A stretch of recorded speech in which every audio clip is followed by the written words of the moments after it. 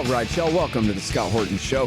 I'm the director of the Libertarian Institute, editorial director of antiwar.com, author of the book Fool's Errand, Time to End the War in Afghanistan, and the brand new Enough Already, Time to End the War on Terrorism.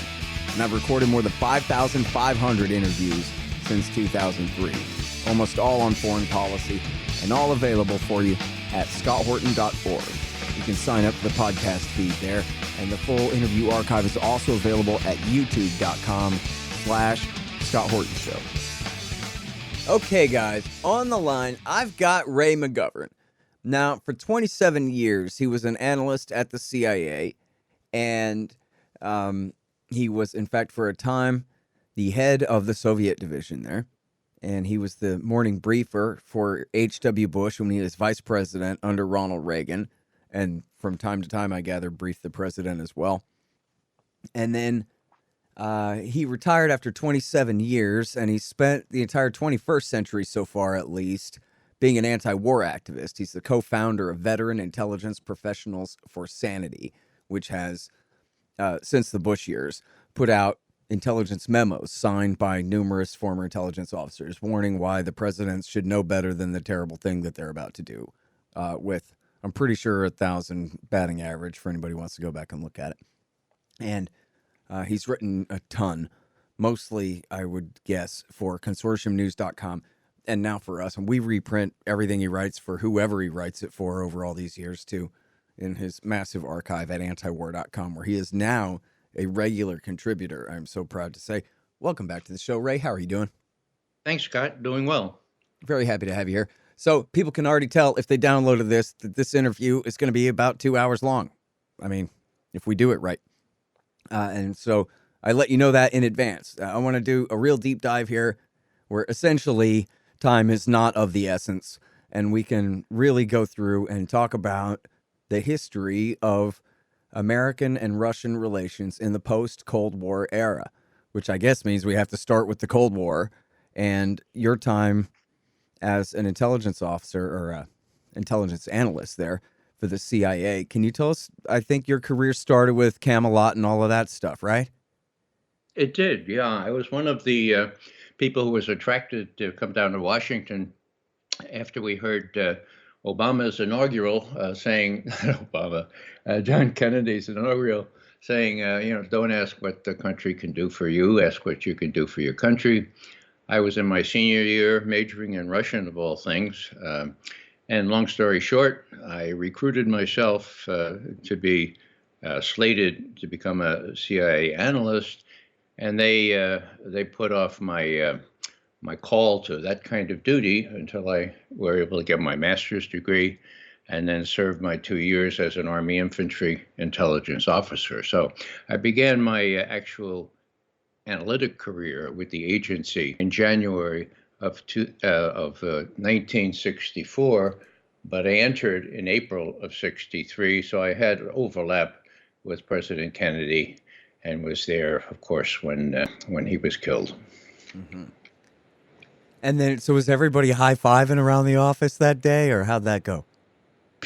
You know, we were in this very fancy training. Can't help myself. Well, you know, I wish that were funny, but it isn't.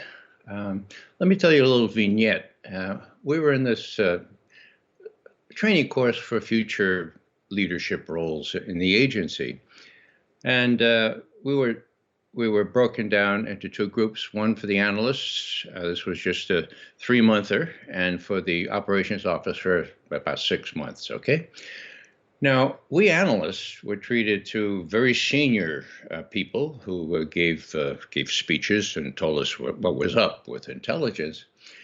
And one very vivid recollection I had came in about September, October 1963, when an operations officer, I forget his name, but he was touted as a very experienced guy, talked to us about how terrible our president was, how awful, how he had no guts, how he couldn't support the Bay of Pigs operation, he couldn't face down, he couldn't take care of Khrushchev when he should have during the Cuban Missile Crisis. It was a tirade. And I'm saying to myself, wait a second. This is the President of the United States, the current President of the United States. This guy is going apey on the Hershey Highway, as we say in the Bronx. I mean, what goes on here? Now, I've tried to ask my old friends. No one can remember who this was, but I suspect it was one of the guys that was helpful or responsible for the assassination of John Kennedy. I say that advisedly. That's not for sure. Usually I have some better evidence than that, but it was so stark and so memorable that it may have been E. Howard Hunt, for God's sake, because where we were is where they put out people to pasture, or at least to cool off for a couple of years, where he briefed us. So that's about as close as I come to a personal recollection of having to do with someone who was actually involved in the assassination, maybe. Okay.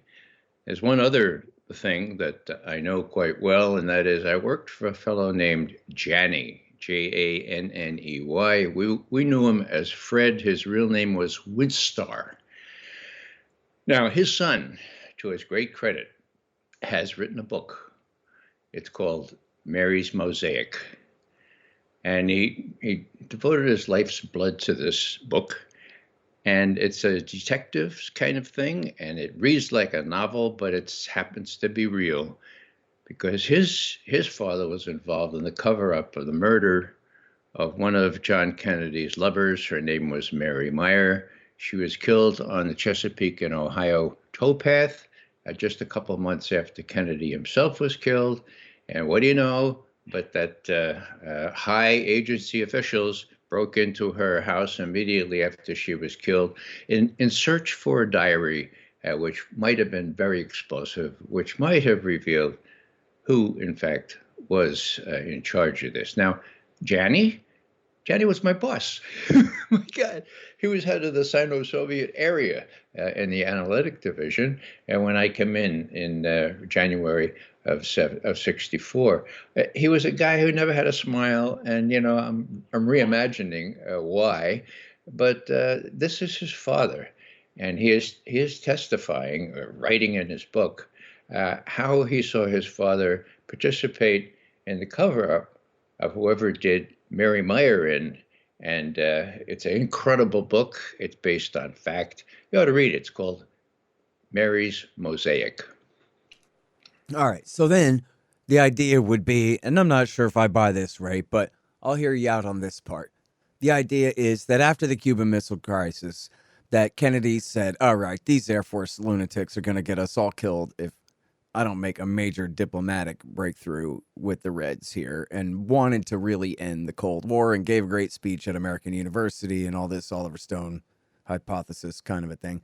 I'm not sure if I buy it. I think I make not the same mistake, but the sort of slip of the tongue that you made there in calling Jack Kennedy Obama, because that's all he ever was, right? A little bit more hopeful Hillary Clinton for the voters out there, but otherwise the same. And not worth killing from their point of view, But maybe he really was going to take their Cold War away from them. Is that what you believe? Well, someone asked me that yesterday. Wasn't John Kennedy a Cold Warrior? And I said, yes, of course he was. And then he got into office. And then he saw what the CIA could do in mousetrapping him into trying to have his armed forces invade Cuba and depose Castro. Now, Allen Dulles assured John Kennedy that, with this operation that had already been approved by Eisenhower, this is going to go flawlessly. We'll get on the beach, and the people in Cuba are going to have an uprising, and they'll depose Castro. Now, that was made out of whole cloth. And Kennedy said, I don't know if you're right about that, but just remember this. I am not going to introduce U.S. armed forces. I'm not going to use our Air Force or Army or anything like that to rescue your guys if they get into trouble. You just realize that, okay? Now, we know from coffee-stained notes on Allen Dulles's desk after he died that he had written a note which said, this is virtually a quote, When the president realizes that the enterprise will fail without active involvement of the Air Force, he will be politically required to come to our aid. In other words, just get on the beach, guys. The president will have no option other than to support us. So Kennedy knew he was mousetrapped. Now, Allen Dulles was part of the establishment, really a part of the establishment. His brother was the Secretary of State. They had banking and corporate followers and all. So Kennedy waited a while. He did say in a remark to a neighbor that he'd like to break the CIA into 100 pieces and scatter it to the winds. But he waited several months, and then he removed Allen Dulles. Now, next thing you know, we have the Cuban Missile Crisis in August, September, October of '62, and the military wanted to use this as Dan Ellsberg says in his book. They wanted to use this to nuke not only Russia but China. And accept several hundred million casualties, and in the tens of millions for the U.S. So Kennedy really thought they were crazy and said so. Now, when that crisis died down, and one of the reasons we all can talk today is that Kennedy was a real smart guy, okay? And so he said, with these troglodytes, with these Air Force generals eager to use their weaponry, I need someone like, Ambassador Llewellyn Thompson, who had just come back from Moscow and could talk out of his rich experience dealing with the Russians. So, for example, when those two messages came in from Khrushchev, one really bellicose and the other pretty much moderate, the Air Force said, okay, this is it. The flag is up. Let's get them. And Thompson said, look, this is easy. You got two messages. Just answer the moderate one. The fiery one was probably written by Khrushchev with generals like you guys hovering over his shoulders. Answer the mild one. And that's what Kennedy did.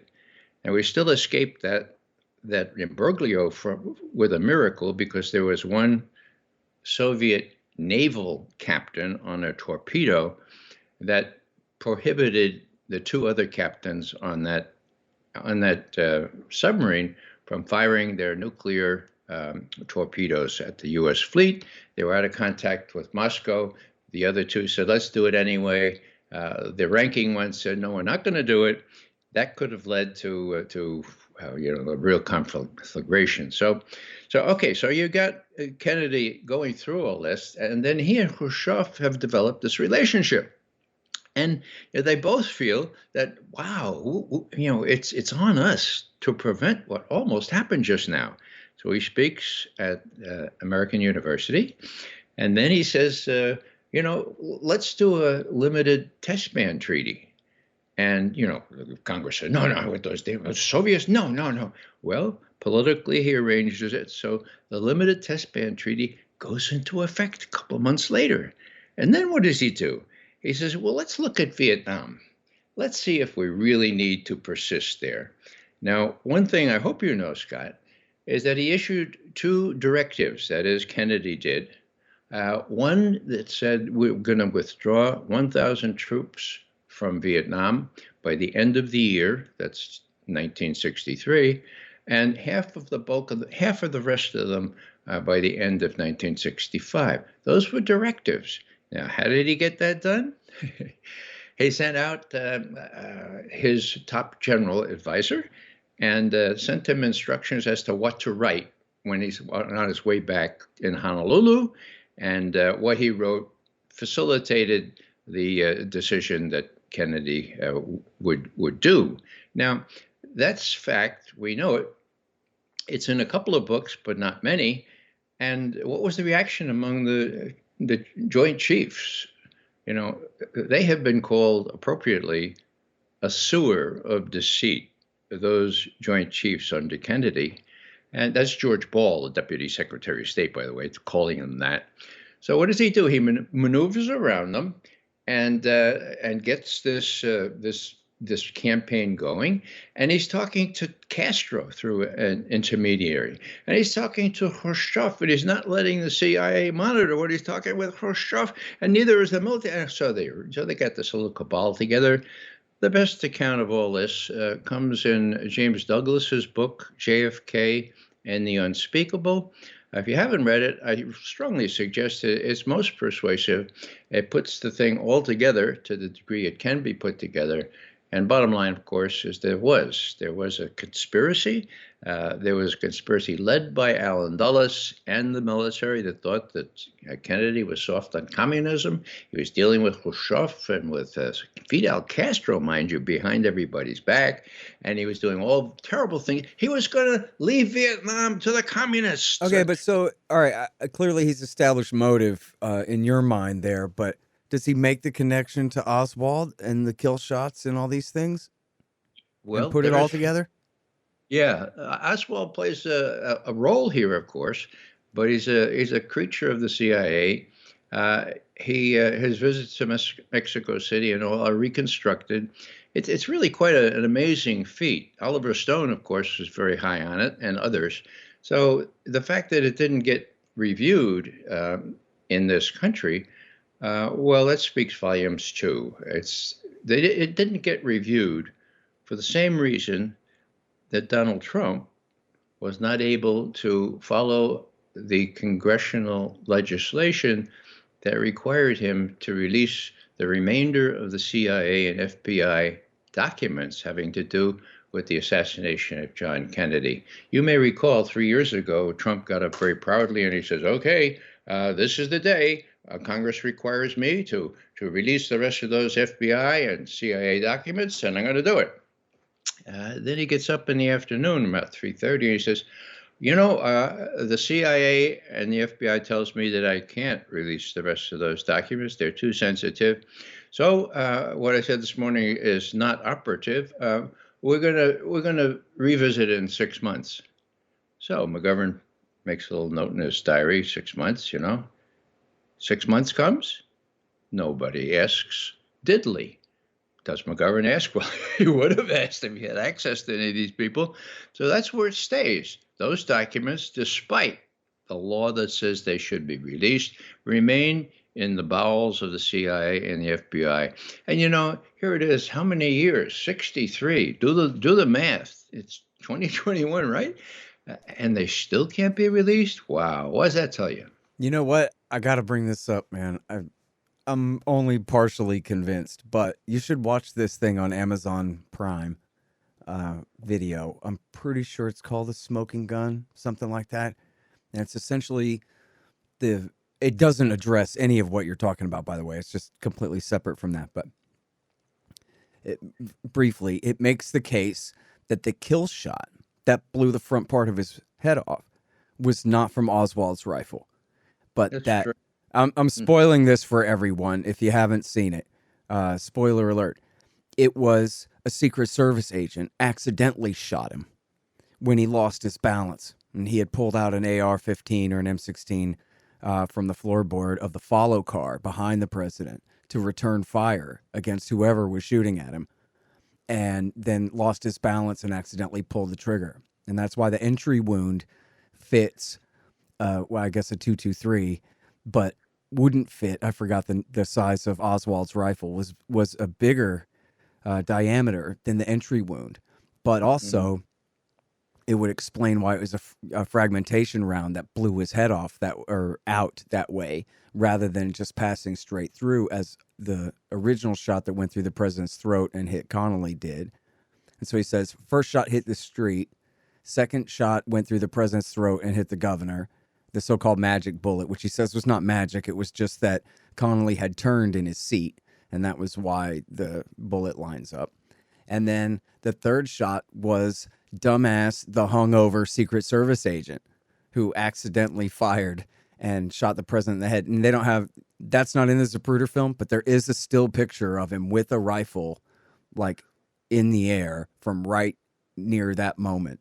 And the trajectory lines up with the back of the president's head, unlike from the grassy knoll or from the book depository.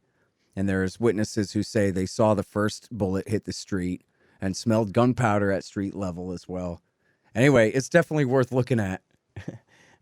Which it doesn't negate any of this. Like if Alan Dulles put Oswald in that window, it wouldn't change this. Although if you just wanted to do like a Occam's razor thing, this would explain a lot of the cover up. Right. If the Secret Service accidentally killed the president, then they might shut this autopsy down early without it actually going all the way back to Dulles. You know what I mean? That kind of thing. But anyway.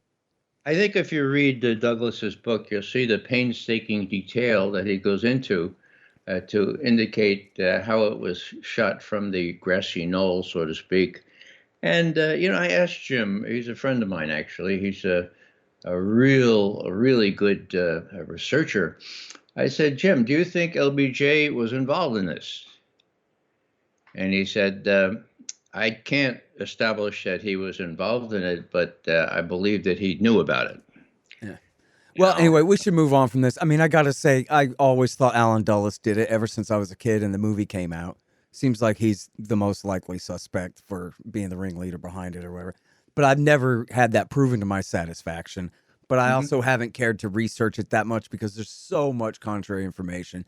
I just never wanted to devote the time to sussing all that out. But anyway, regardless of who killed Jack Kennedy, after him came the escalation in Vietnam, of course, but then was détente under Nixon. And, it's been since, many years since I read this book, but it's the Yankee Cowboy War by good old, what's his name? Or I'm pretty sure that's where he makes the case that the impeachment of Nixon was a coup. That was revenge against him for getting out of Vietnam in the same sort of fashion, not quite Dallas style, but that was the reason that the establishment decided to take him down, was as revenge for pulling out of Vietnam. What do you think about that? Oh, I don't believe that's to be the case. There were ample reasons for what happening, and I was around then, and I saw the fine line that Dick Helms and his deputies and all had to tread. But I don't really believe for a minute that they were involved in the Nixon impeachment. He tried to use them to cover up stuff, and oddly but effectively, Helms thought his first responsibility, his first duty, was to protect the agency. And so he really didn't cooperate with Nixon, but to say that he was responsible for some of the things that happened, that's a new one for me. And let me just say one thing about conspiracy theories. To my mind, this label got legs when Alan Dulles was appointed by Lyndon Johnson to the Warren Commission to investigate the killing of John Kennedy. I mean, there are a lot of people around saying, wait a second, conflict of interest. The CIA is one of the suspects. How are you going to let him run the Warren Commission? Which is what he did. He ran the Warren Commission. Now, how did the government answer that? They said, conspiracy theory.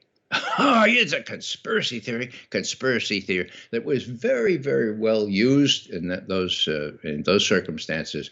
And it's used today, of course, to debunk lots of other things that are legitimate questions like 9/11, legitimate questions like Russiagate and other things like that. You say conspiracy theorists, automatically you're tarred with a really ugly brush. Yeah. Well, I mean, the thing is, too, there are a lot of goofballs who believe a lot of goofy stuff and will leap to any conclusion that fits their preferred, emotion or whatever the hell. So there's got to be a word for it. You're right that it's used a lot against legitimate critics, but it also, there's a lot of shoe fits wear it kind of thing going on too. So I don't know. But anyway, and look, hey, there was a lot at stake. Right, in détente policy, which, Team B, there's a conspiracy theory for you. A bunch of neocons got hired by H.W. Bush under Gerald Ford to pretend that the Soviet Union was 10 feet tall And you've already told me the story before about how, your bosses at CIA were the major co-conspirators in that one. So whether they helped sabotage Nixon or not, they did not want peace with or any real lessening of the Cold War. In fact, they would have kept it going into the 90s and the 21st century if they could have somehow, right? Yeah, when you talk about they, there's a fellow named Rumsfeld, who's no friend of mine, but he was running the White House at the time. He and another fellow named Cheney, they were running Jerry Ford. And they were a little afraid that this George H.W. Bush, that he had such credentials and such ties with important people. He might run for president sometime, whereas they wanted to. Okay.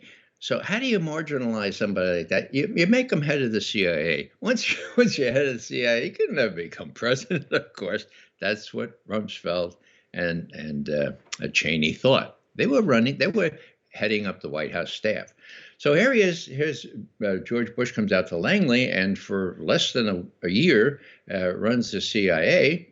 And then Rumsfeld puts the pressure on him and says, look, your guys are not telling the truth about how powerful the Russians are. We know that they're 12 feet tall. Your guys say they're only like 6'2", okay? And so we need a team B.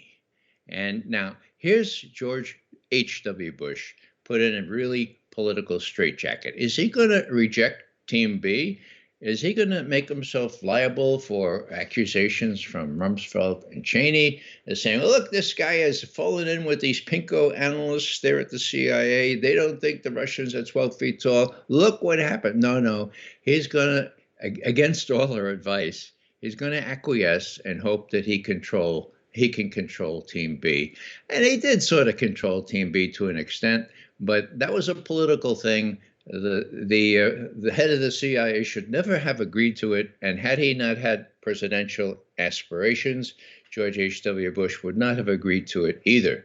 There was very, very serious analysis going on showing that the economy of the Soviet Union was not doing well at all, and serious people were suppressed when Bill Casey came in under Reagan and chose Bobby Gates to be his head of analysis. Then you couldn't really say anything but that the Soviet Union was hell-bent on taking over the world, just like Stalin and the people like that. So that's how that happened. Now it's the work was we were still able to do the work. And when I was briefing Bush and Secretary Shultz, Secretary of State, and Secretary Weinberger of Defense, and a whole assortment of assistants to the President for National Security Affairs, half of whom ended up in jail because of Iran-Contra.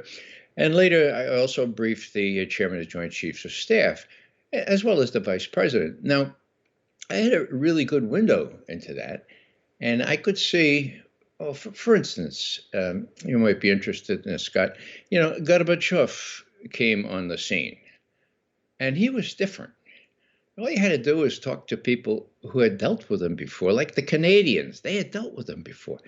And we could see on front pages of Pravda extreme criticism of the Communist Party of the Soviet Union, for God's sake, the beginning of glasnost and perestroika. And so we could see, that is, the honest analysts could see that this guy was the real deal. He was different. Now, what did Bill Casey, what did Bobby Gates say? No, he's just a more clever communist. Don't deal with him. He's terrible. We can't get any arms control with him.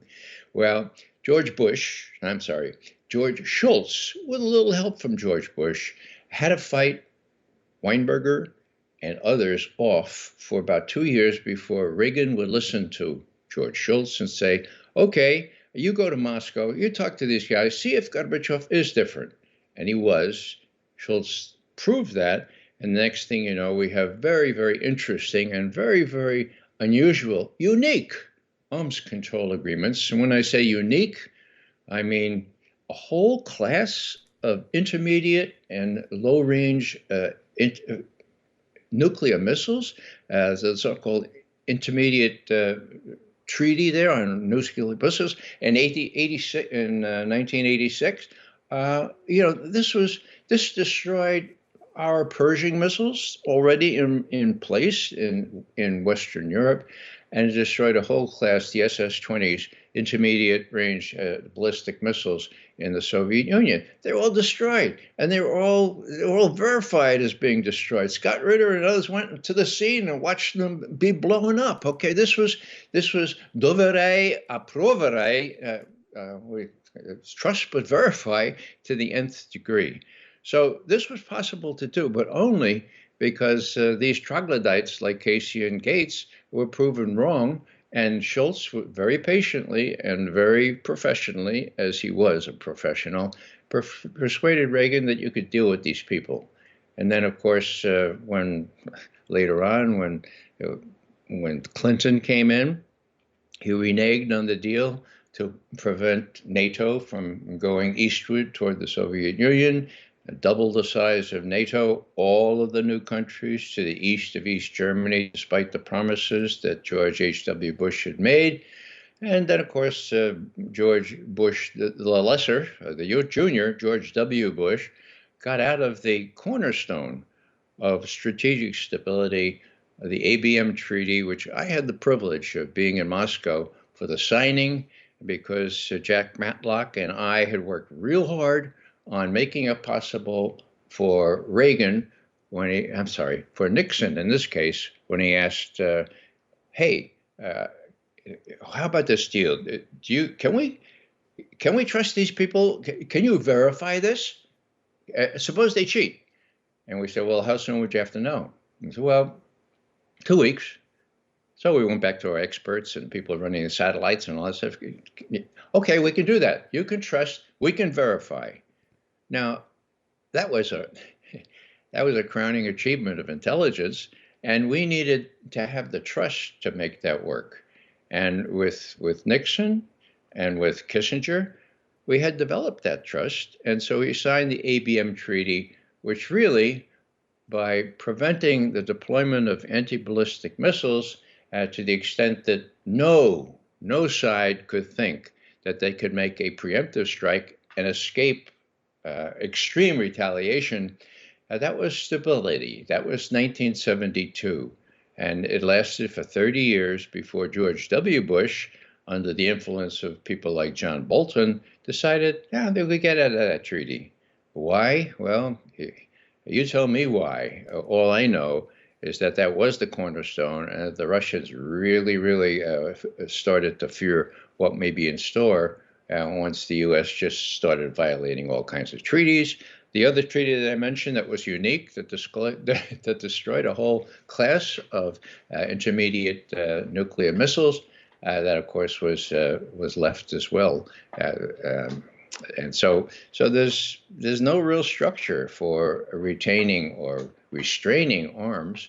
And even though there's a so-called resumption of strategic arms talks now, nothing looks very promising, and the Russians are reconciled to the fact, and Putin has pretty much said so, that U.S. relations toward Moscow are pretty much formed by domestic politics here in the United States, that the people with the power, what I call the military, industrial, congressional, intelligence, media, academia, think tank complex are in control.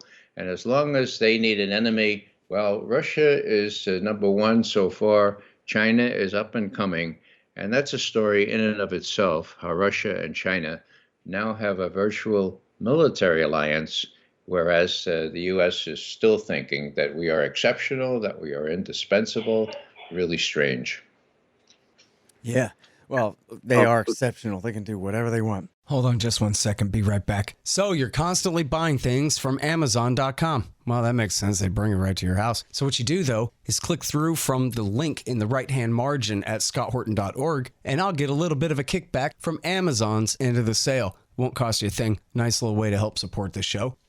Again, that's right there in the margin at scotthorton.org. Hey, you want to know what industry is recession-proof? Yes, you're right, of course, pot. Scott Horton here to tell you about Green Mill's supercritical extractors.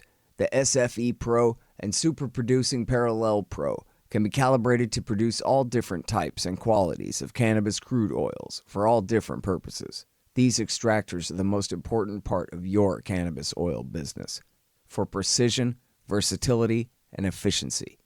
greenmillsupercritical.com. Hey y'all, Scott here. If you want a real education in history and economics, you should check out Tom Woods' Liberty Classroom. Tom and a really great group of professors and experts have put together an entire education of everything they didn't teach you in school but should have. Follow through from the link in the margin at scotthorton.org for Tom Woods' Liberty Classroom. All right, now, so on the timeline, you're getting ahead of things as far as the nuclear treaties and all that, but I want to get back to that. But I want to skip back, if we could, to the end of the Cold War under H.W. Bush. Remind me again at what point you retired from the CIA. I retired in early 1990. It was a month or 2 months after the fall of the Berlin Wall. East Europeans were starting to declare their own independence, the Baltics as well. The Soviet Union was finished. I had always wanted to work down in the inner city. I had been volunteering down there. And because I had served enough time overseas, I was entitled to retire at age 50. And so I took advantage of that, clapped myself on the back. The main enemy, the Soviet Union, had fallen, and now I can go do what I really want to do. The other factor that prompted me to leave, of course, was that intelligence was beginning to be really politicized under Casey and Gates. And as you know, it's gotten worse and worse still. And I've seen my role and the role of other right-thinking analysts as trying to monitor and trying to hold our former colleagues to the ethos of telling it like it is. And we have failed miserably in that task. That is, we veteran intelligence professionals for sanity, however much we warned about Iraq. I was reading something I wrote back in Dang it, Ray. I want to talk about H.W. Bush years here for a minute. Sure. Okay. Yeah. I want to hear from you about how they handled the breakup of the Soviet Union here. And there's at least one major controversy. I'm sure you'll think of many more interesting things about this time period here, from the end of Reagan and into H.W. Bush, whether, I guess it's 2 years into H.W. Bush before you quit there. So you're watching really not just the fall of the wall, but the total dissolution of the Soviet Empire in Eastern Europe and all this stuff. And Bush is, this is the funny thing. I forgot the numbers now. I used to know the numbers for a little while there about the number of nukes that the U.S. and the Soviet Union dismantled by treaty in that time period, and how here this horrible bastard who I always hated, in a way, in a quantifiable sense, he might be the greatest hero who ever lived, in the sense of his effort to continue going over there to shake hands with Gorbachev and then with Yeltsin, even in the last days of his presidency, at the very beginning of, I think in January of 93, or at least December 92, I think even January 93, he's still going over there to sign even more nuke reductions with the new Russian government at that time. But that wasn't the controversy. The controversy, I was going to say, which I want to hear you mention that. The controversial part, and I got this from Jack Matlock himself, the second to last ambassador to the USSR on the show, has described this to me repeatedly, how that Chicken Kiev speech by H.W. Bush warning against right-wing nationalist separatist-type factions in Ukraine was a very deliberate thing. That the James Baker, George Bush policy was they wanted for the USSR, in at least its most limited sense to them, meaning Russia, Belarus, Ukraine, and I guess still the Central Asian republics too. They wanted for that to remain. And they didn't want to see the red, white, and blue flag over the Kremlin. They wanted to still have the Soviet Empire dominant. I guess especially they were worried about what a bunch of Ukrainian Nazis might do And it was William Safire, the neocon hawk in the New York Times, who coined that, the Chicken Kiev speech, where H.W. Bush said, listen, we're not going to support a bunch of right-wing nationalist reaction here, so everybody cool it and all that. But so Matlock told me that himself, that they didn't want to see the final end of the USSR, and then they were embarrassed when it fell apart anyway. Can you talk about that? And then talk about all the nuke treaty stuff I said too, if you want. Like getting it, the very last, the big nuke reductions that they made in that time. Sure. Well, Jack Matlock is a good friend of mine. We worked together, especially in the 70s and the 60s. I've talked to him as well, and of course he's written what you just recounted. They were surprised. They were really not wanting the former Soviet Union to fall apart. It would suffice that they were not as powerful as before, and most important, the Communist Party of the Soviet Union pretty much had fallen apart, had sort of given up the dictatorial role that they had exercised since the 1920s. More interesting is how George Bush reacted to the fall of the Berlin Wall and what he put in play. And this is easy to go through. Berlin Wall fell November 1989. 3 weeks later, at George H.W. Bush's insistence, he met with Gorbachev on the island of Malta. And he told him, look, we're really sorry about your troubles in Eastern Europe, but we're not going to dance on the Berlin Wall. That's the way George Bush put it. We're not going to jump up and down and take advantage. That was his words as well. Take advantage of your troubles. Okay? So he says to Gorbachev, look, and Matlock, of course, was there. He says, look, how soon, we got to work this thing out before it gets out of hand. How soon can you receive my Secretary of State, James Baker? And Gorbachev and Shevardnadze, the foreign minister, say, well, a couple months. Okay, how about first week of February 1990 now, okay? So Baker goes to Moscow, and he deals with Gorbachev personally and also with Shevardnadze, his opposite number. And he says, look, here's the deal. We would like to have, out of this commotion and this chaos in Central Europe, we'd like to have a reunited Germany. Now, anyone who knows about Russian history or Soviet history, they must have known what a bitter pill that was. Did they want a reunited Germany? It's the last thing they wanted. As a matter of fact, the first Secretary General of NATO said the whole idea of NATO was to keep the Americans in, keep the Russians out, and keep Germany divided, okay? When I heard a serious discussion about a reunited Germany, I didn't want it either. I spent 5 years in Germany. Some of my best friends are Germans, but I didn't want a reunited Germany. And the country that I come from only lost about 400,000 troops in World War II. The Russians, as most people know, lost 27 million people, not only troops, of course, 27, imagine 27 million. So here's Baker saying, hey, let's have a reunited Germany. And so Gorbachev says, now, all right, well, what's the quo for that quid? That's a big, big quid. And Baker promises that if there's a reunited Germany will not have nuclear weapons, obviously. It'd be under NATO, and NATO would not move 1 inch eastward from the what then was the East German border. Solemn promise. Was it written down? It was not codified in a formal agreement, and there were very good reasons for that. The Germans weren't fully briefed on this. They needed to agree to it. There's a real delicate situation that Gorbachev faced. Think about telling the Soviet citizens then, think about telling them, look, we're going to let Germany be reunited, and we're going to pull out 20 divisions. We have 20 divisions in East Germany. We're going to pull them home, It wasn't that long since World War II, right? So there was a big sales job that Gorbachev had to do. But the main thing was, and I had this from one of Gorbachev's highest aides who was at all this, at all these negotiations. The name is Viktor Kuvaldin, okay? And he told me about 8 years ago when I was in Moscow, he said, look, Ray, we needed German buy-in. The Warsaw Pact still existed, at least in, on the paper.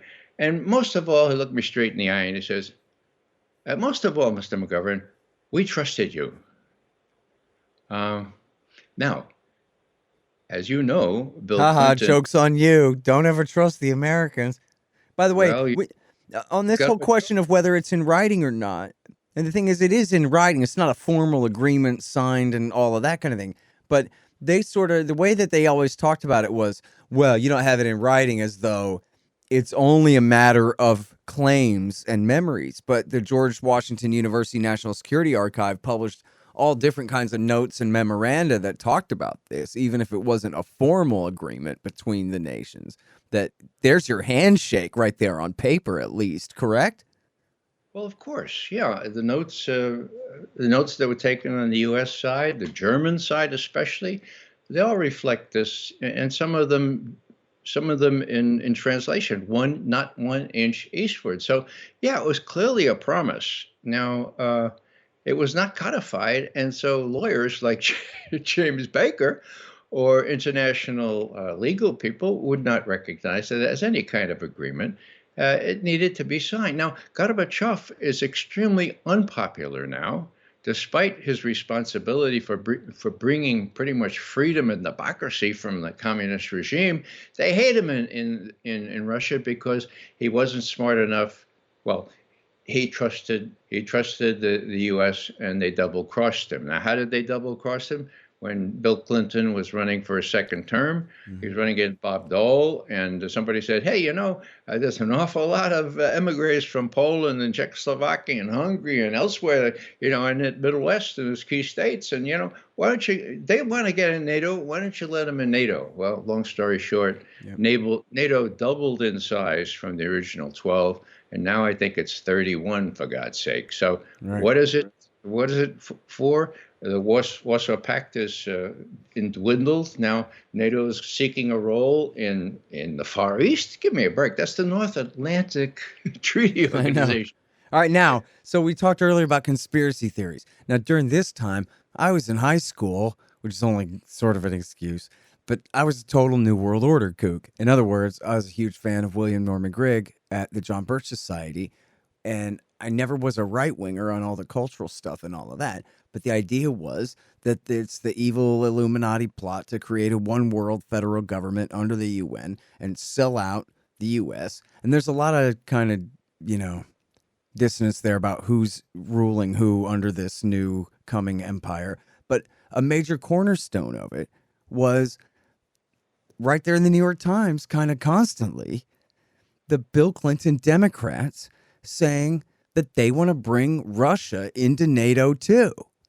So to me, as a New World Order kook, I says, you see, thesis, antithesis, synthesis, man. They bring the Russians in, and then you have the one world white army of the North, essentially, and then the new enemy will be Islamic South Asia and all that, which, by the way, this is how I stopped being a New World Order kook, is because this wasn't Dick Cheney's agenda a few years later.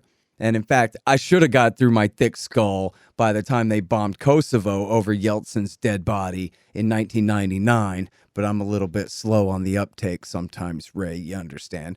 But there was a time, and in fact, I just finally the other day, which is what gave me the idea to talk to you about all this, I finally sat down and watched the Putin interviews with Oliver Stone. And one of the things they talk about in there is how Vladimir Putin says that he made this proposal to Bill Clinton, and Bill Clinton said, yeah, let's do it. And I remember they had the Russia-NATO Council where that was the point. And so it was Bill Clinton's guy, Strobe Talbot, who was, I guess, the main proponent of NATO expansion, but also then to include Russia. But then that sure didn't work out, and I think it's because more right-wing hawks in America ended up saying there's no way in hell, as I think Putin explains this to Stone in the interview too. that, look, if they let us in, then they'd have to give us a say. And they don't want to, they're by far the dominant power. The Americans are by far the dominant power in Europe. But if they're going to let us into NATO, we're going to have a significant say on the policy of NATO. And they don't want to give up that much dominance, so they would never want to do it. So then the same people who said that NATO expansion is harmless because we don't mean the Russians any harm. In fact, we're thinking about bringing them into NATO too, ended up just ringing Russia with essentially enemies, bringing, their neighbors into their at least most adversarial, most powerful military alliance against them. And so possibly even inadvertently, right? But so how much of that do I have right or wrong there about anyone's intention to ever bring the Russians themselves into NATO and how that all kind of fell apart and all that? Well, what I remember pretty vividly was George H.W. Bush speaking in West Germany at the time, saying we need a Europe whole and free from Lisbon to Vladivostok, okay? From Portugal to the far reaches of the eastern part of the Soviet Union. Now, he repeated that endlessly, and there was a big push under George H.W. Bush to say, well, look, Yeltsin's a good guy. The Soviet military have fallen apart. They're letting Wall Street in there. Maybe Russia could have a relationship with NATO at least, or maybe even join. Well, this cut across the grain, of course, because the military-industrial complex needs an enemy. And not only that, but Yeltsin wasn't going to be around forever, and there were limits to how much plunder Wall Street and other corporate entities in the United States could do before they were finished with Russia. Do you know, Scott, you probably do, that when Yeltsin took over, during the years between 1991 and 1995, the average age, the average mortality, well, let's put it this way. Men in Russia lived 6 years less during those 4 years that I just mentioned. In other words, 62 was the average age that they died, and then it was 62 minus 6. There was hunger, there was destitution, and it all had to do with these Harvard guys that they let in there, and Yeltsin being as drunk as he was, and we helping him be reelected because he was such a pushover, and Clinton just glorying in all this stuff. So we took advantage of Russia, and Putin was there to watch all this, okay? And the real miracle came when, for some strange reason, Yeltsin appointed Putin to pretty much take over, or Putin finally did take over. Now, that's how I remember things. And Putin saw the disarray, saw how the oligarchs, not only in Russia, but the oligarchs at Harvard and Wall Street, what they had done to the country. And to his credit, rebuilt the country and put it back on a stable basis. And then, of course, the military-industrial complex had a real enemy that they could, here the Russian army is rearmed, and they are rearmed to the teeth now. And that's the new situation, Scott. I think they've exceeded our capability in certain key strategic areas, and that's really big, not to even mention the fact that they have an ally now with China. Hey, y'all, check out my new book, Enough Already. Time to End the War on Terrorism at enoughalreadybook.net. Early reviews are that people either think it's hilarious or they get so angry that they put it down. But it's the Iranian Revolution, the 80s Afghan War, the Iran-Iraq War, Iraq War I, Iraq War 1.5, and then Afghanistan, Iraq War II, Somalia, Pakistan, Libya, Syria, Iraq War III, Yemen, and all the special operations wars throughout Africa in the aftermath of the war in Libya. It's all there for you. Might change your friend's mind. Enough already. Time to End the War on Terrorism at enoughalreadybook.net. Hey guys, Scott Horton here for expanddesigns.com. Harley Abbott and his crew do an outstanding job designing, building, and maintaining my sites, and they'll do great work for you. You need a new website? Go to expanddesigns.com/Scott and save $500. Hey guys, check out Listen and Think audiobooks. They're at listenandthink.com and of course on audible.com. And they feature my book, Fool's Errand, Time to End the War in Afghanistan, as well as brand new Out Inside Syria by our friend Reese Erlich, and a lot of other great books, mostly by libertarians there. Reese might be one exception, but essentially they're all libertarian audiobooks. And here's how you can get a lifetime subscription to Listen and Think audiobooks. Just donate $100 to The Scott Horton Show at scotthorton.org/donate. Now, so I wanted to mention this. I'm not sure you must have read this before. I guess my question for you is this the best thing to read about this? It's the best thing I know of, is the testimony of Ann Williamson before the Committee on Banking and Financial Services, 1999, the U.S. House. It's called The Rape of Russia. And I think it was supposed to come out as a book, Contagion, The Betrayal of Liberty, which I think never came out or something like that. I'm not sure.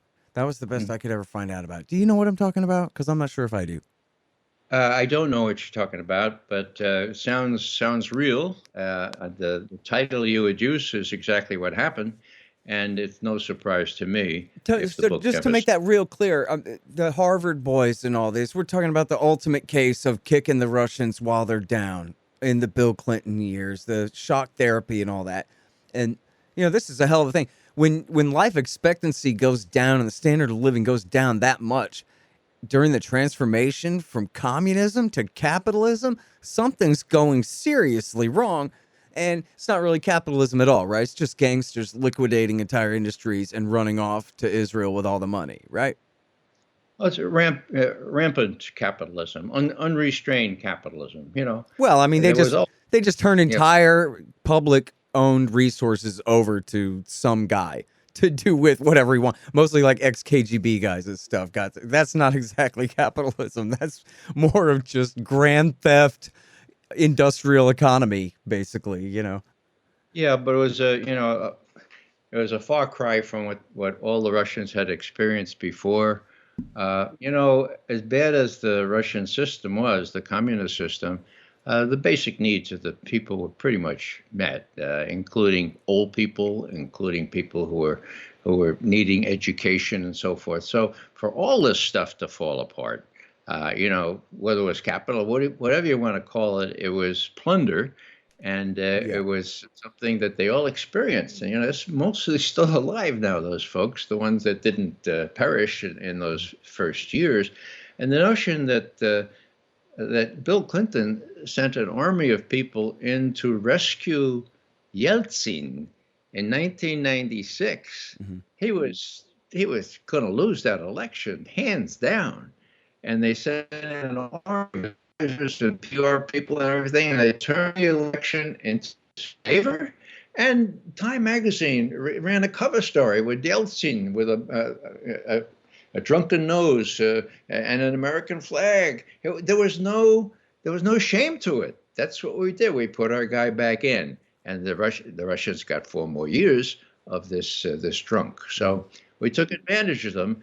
Americans don't know that, but this is part of the background as to why Putin, with a strong arm, pretty much put things back into shape, and why Putin is so popular. Now, I've been in Russia a couple times recently, and the surly, the old manner that you met in restaurants and in shops and so forth is no longer there. Instead, you go to a souvenir place and the young girls say, "Look, oh, you want one of these? They're for free." And it's Putin on the cup, and it says, in Russian it says, "Самый вежливый люди." In other words, the most polite person. And the other part, back of the cup, has an army soldier such as was in Ukraine, in Crimea at the time, when they went around closing down Ukrainian offices, taking over. There were 20,000 Soviet troops, or Russian troops, I should say, in Crimea at the time. They went around and in a nonviolent way closed down stuff before the plebiscite that the people in Crimea voted to rejoin Russia. Now, let me just tell you a little vignette here. Wait, but you're skipping ahead by 20 years in our story here. So which Well, which way are you going with this vignette? Back to where we were? Because you're on a tangent now. I'm going to just A tangent to a vignette. how ill-informed Americans are. Let me do that since Go I ahead. mentioned it. Just remember listening where to we the- were, because I want to stay. I'm happy for your tangents. I love them all, but also I want to stick to the chronology too, because there's a lot in the meantime that we gotta try to include. I Good. think. All right. Let's go back to the chronology. Well, go ahead with your vignette. I didn't mean to be a jerk. I just want to make sure we don't get too far gone. Here I am in Washington at a rather progressive audience. There's a professor, a woman, talking about how terrible the Russians are and how they invaded Ukraine.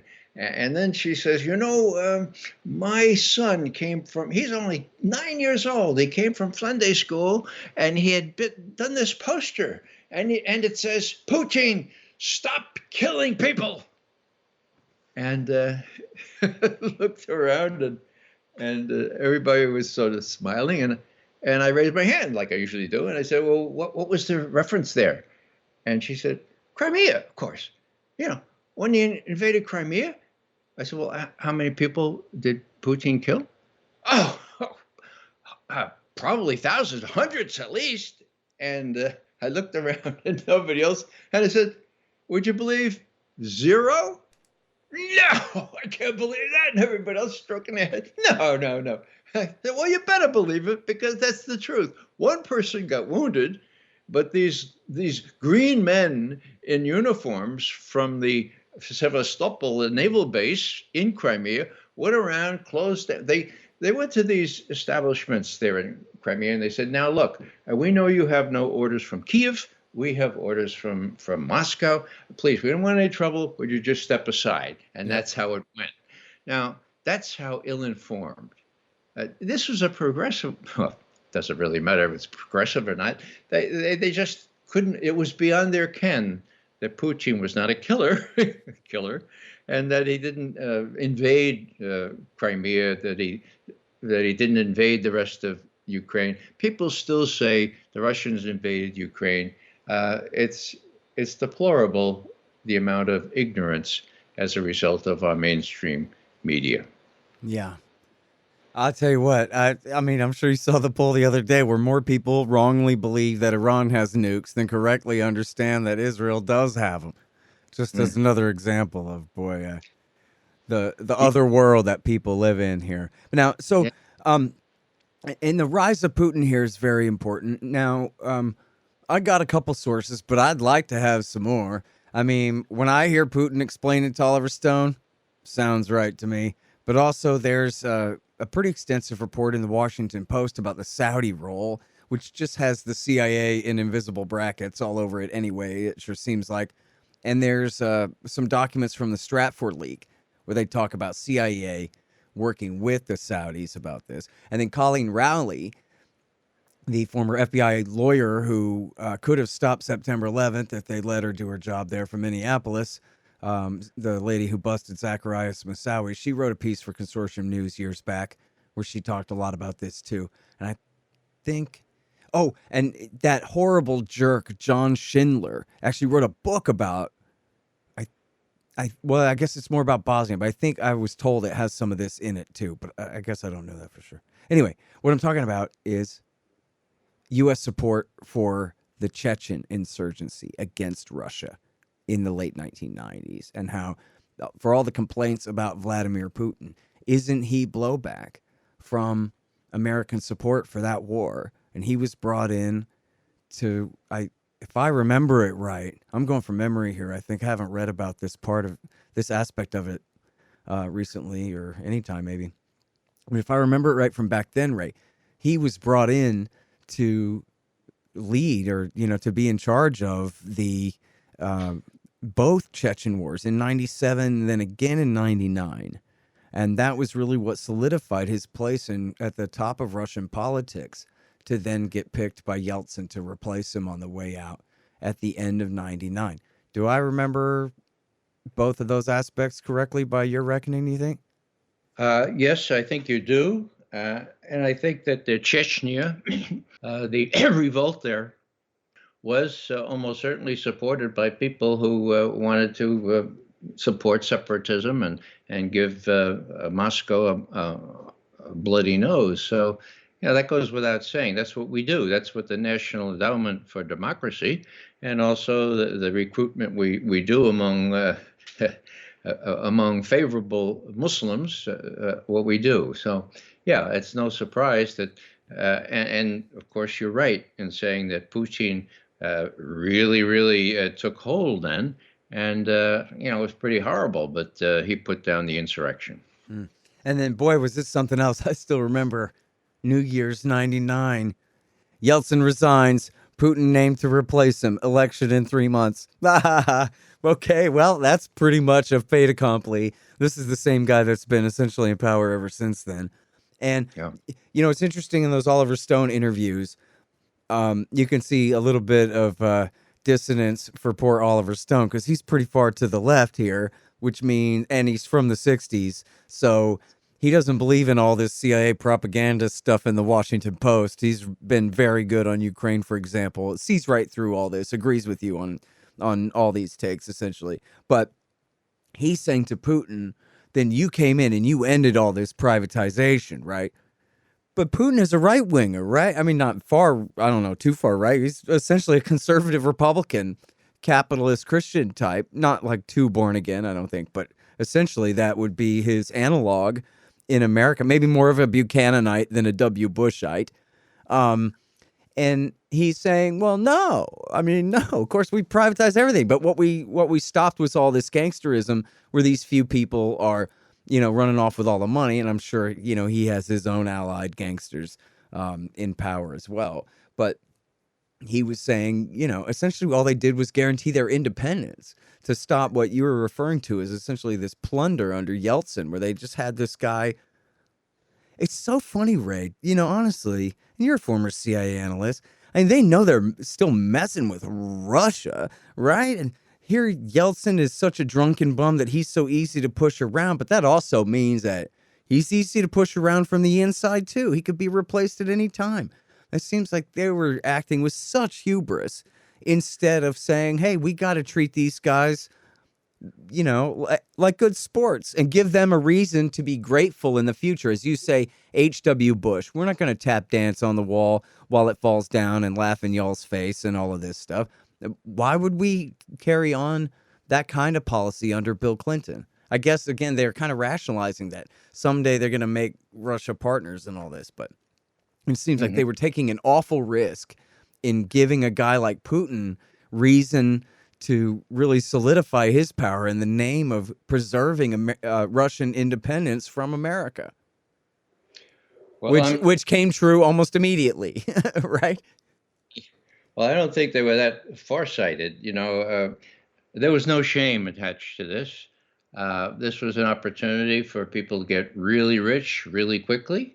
And there were, of course, as many Russians involved in this, oligarchs as Wall Street's and corporate people. So they just took advantage of all this because they could. That's what you expect from this kind of capitalism. And it left a really sour taste with Putin and the rest of the Russians, who really suffered under this. I mean, Russians are no. They suffer a lot for a lot of reasons, but this was unnecessary. This was worse than the Soviet regime.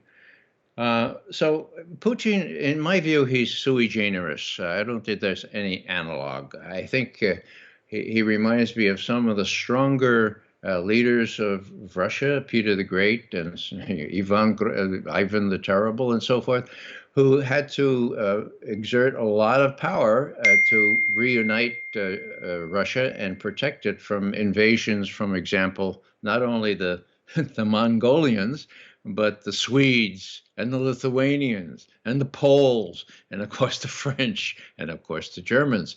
So if you're a Russian, you know that history. If you're an old Russian, like an old American like me, then you know a lot of that history. You go back to World War II.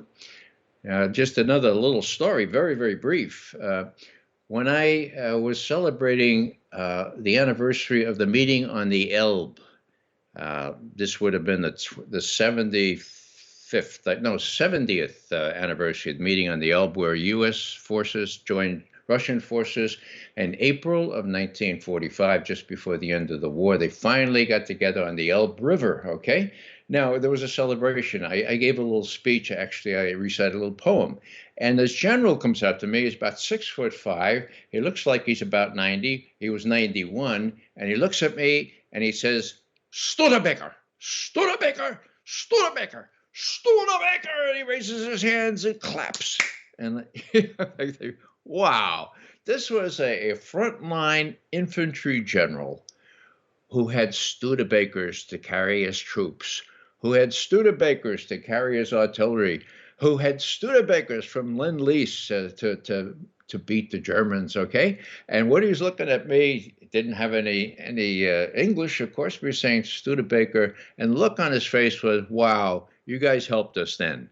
What's my point? There's a deep reservoir of memory of how we could help the Russians, how we did help the Russians, how the Russians won World War II, but we helped them, right? And they couldn't have won it so quickly without our help, without our tanks, without our planes, without so much stuff. So, it's really a tragedy that this unbridled capitalism spoiled this opportunity that George H.W. Bush defined as a Europe whole and free from Lisbon to Vladivostok. It was possible at that time when Clinton came in and reversed. Bill Bradley, who was senator from New Jersey, he knew Clinton in Oxford, and they were pretty good friends. But when NATO enlargement happened, Bradley was beside himself, and he made a very moving speech, and he said, this is a tragedy. This need not happen. You're kicking the Russians while they're down. It's going to come back to bite you. And of course, George Kennan said the same thing about NATO enlargement. In fact, here, let me go ahead. I just pulled this up real quick. I want to just go ahead and read a couple of things here, because as long as we're doing this, let's add this to the register here. George Kennan, of course, was, I believe, ambassador to the Soviet Union at the time when he anonymously wrote on the sources of Soviet conduct for the Council on Foreign Relations Journal, Foreign Affairs in 1946, recommending the containment policy in the beginning of it. And that's at least the dime store Cliff Notes version of it. But so he was, one of the leading anti-Soviet hawks and the architects of the Cold War policy at its beginning. Then here he is in 1998 talking to, at 94 years old, talking to Thomas Friedman from the New York Times. And he's absolutely mad as hell. He says, I think this is the beginning of a new Cold War. I think the Russians will gradually react quite adversely, and it will affect their policies. I think it is a tragic mistake. There's no reason for this whatsoever. No one was threatening anybody else. This expansion would make the founding fathers of this country turn over in their graves. We have signed up to protect a whole series of countries, even though we have neither the resources nor the intention to do so in any serious way. NATO expansion was simply a light-hearted action by the Senate that has no real interest in foreign affairs. What bothers me is how superficial and ill-informed the whole Senate debate was. I was particularly bothered by the references to Russia as a country dying to attack Western Europe. Don't people understand? Our differences in the Cold War were with the Soviet communist regime, and now we are turning our backs on the very people who mounted the greatest bloodless revolution in history to remove that Soviet regime. And then, I'm sorry, because I'm looking for the one really great quote in here where he says right here, there, and Russia's democracy is as far advanced, if not farther, as any of these countries we've just signed up to defend from Russia. It shows so little understanding of Soviet history, of Russian history, and Soviet history. Of course, there's going to be a bad reaction from Russia. And then the NATO expanders will say that we always told you that is how the Russians are. But this is just wrong. Wow. That's George Kennan, 1998. In 1998. And now a word from X by Thomas Friedman in the New York Times. Yeah, yeah. And so he says the two main points there, and the point being the two major points. These are the guys who overthrew the Reds for us. These aren't the enemies. These are the friends who defeated the enemies and made it where we didn't even have to, you dummies. And then secondly, of course, you say it's no problem. We can do this and we'll get away with it. But then as soon as they react against it, you'll say that's why we had to do it. It's because of how aggressive the Russians are when they're the ones reacting. And that's, come on, that's the history of our last 22 years, 23 years, I think. Yeah. Well, Kennan was, of course, right. Kennan came out of an interesting background. He was an elitist. He was one who, at least in the 40s and 50s, believed in American indispensability. Okay, now this is the first thing he wrote for the Policy Planning Council at the Department of State that he headed up as the first person. He said, although we control 50% of the world's wealth, we only amount to 1/9 of the world's population. And so obviously our policy needs to be devised in such a way as to maintain this equilibrium. We have to do everything we can, including hard power, to make sure that we maintain our 50% share. Wow. When I read that, until then, Kennan had been my unmitigated hero, but that's the attitude that exists. Now, how are we going to defend all this? Well, you know who was responsible for the covert action part of CIA? George Kennan. Back in 46, 47, these people came home from the war, from the World War II. People really good, really smart and enterprising people, courageous people. They worked for the Office of Strategic Services, the forerunner of the CIA. And they said, now, look, thanks for all the applause, but you got work for us here? I mean, we're really good about overthrowing governments, and we could do all kinds of operational things. Is there work for us here, or should we go back to our law firms or universities or, wherever we used to work, our corporations? And so Kennan said, whoa, wait a second. The Russians are overthrowing governments. We have to have that capability too. And so the CIA, which Truman had envisaged as an analysis unit, which would report directly to him and tell him things without fear or favor, unlike the Pentagon or the State Department, directly responsive to him, all of a sudden this covert action, this group of people who are really good about overthrowing governments was joined to the CIA because George Kennan and the others said we have to have this capability. Now, out of that, of course, came overthrowing governments in Iran and Guatemala and later Chile and so many others. So this notion that not only are we indispensable, but that we already have more than our share, and we have to make sure that we do everything we can, no matter how underhanded, to protect that share, whether it's equitable or not. And just another little illustration here. I was with my 5-year-old grandson in his nursery school, and the kids were just wonderful. They're just really nice to each other. So I said to the teacher, how do you do this? There wasn't one fight for those 2 hours. She says, Mr. McGovern, come in here. So I sat down at the table, and she says, now, Mr. McGovern, how many chairs around this table? I said, 4. She said, how many toys on the table? 2. Well, that's how we do it, Mr. McGovern. I said, could you explain? She says, yeah, we teach them they have to share things. They have to share things. And once they realize they have to share things, they're nice to each other.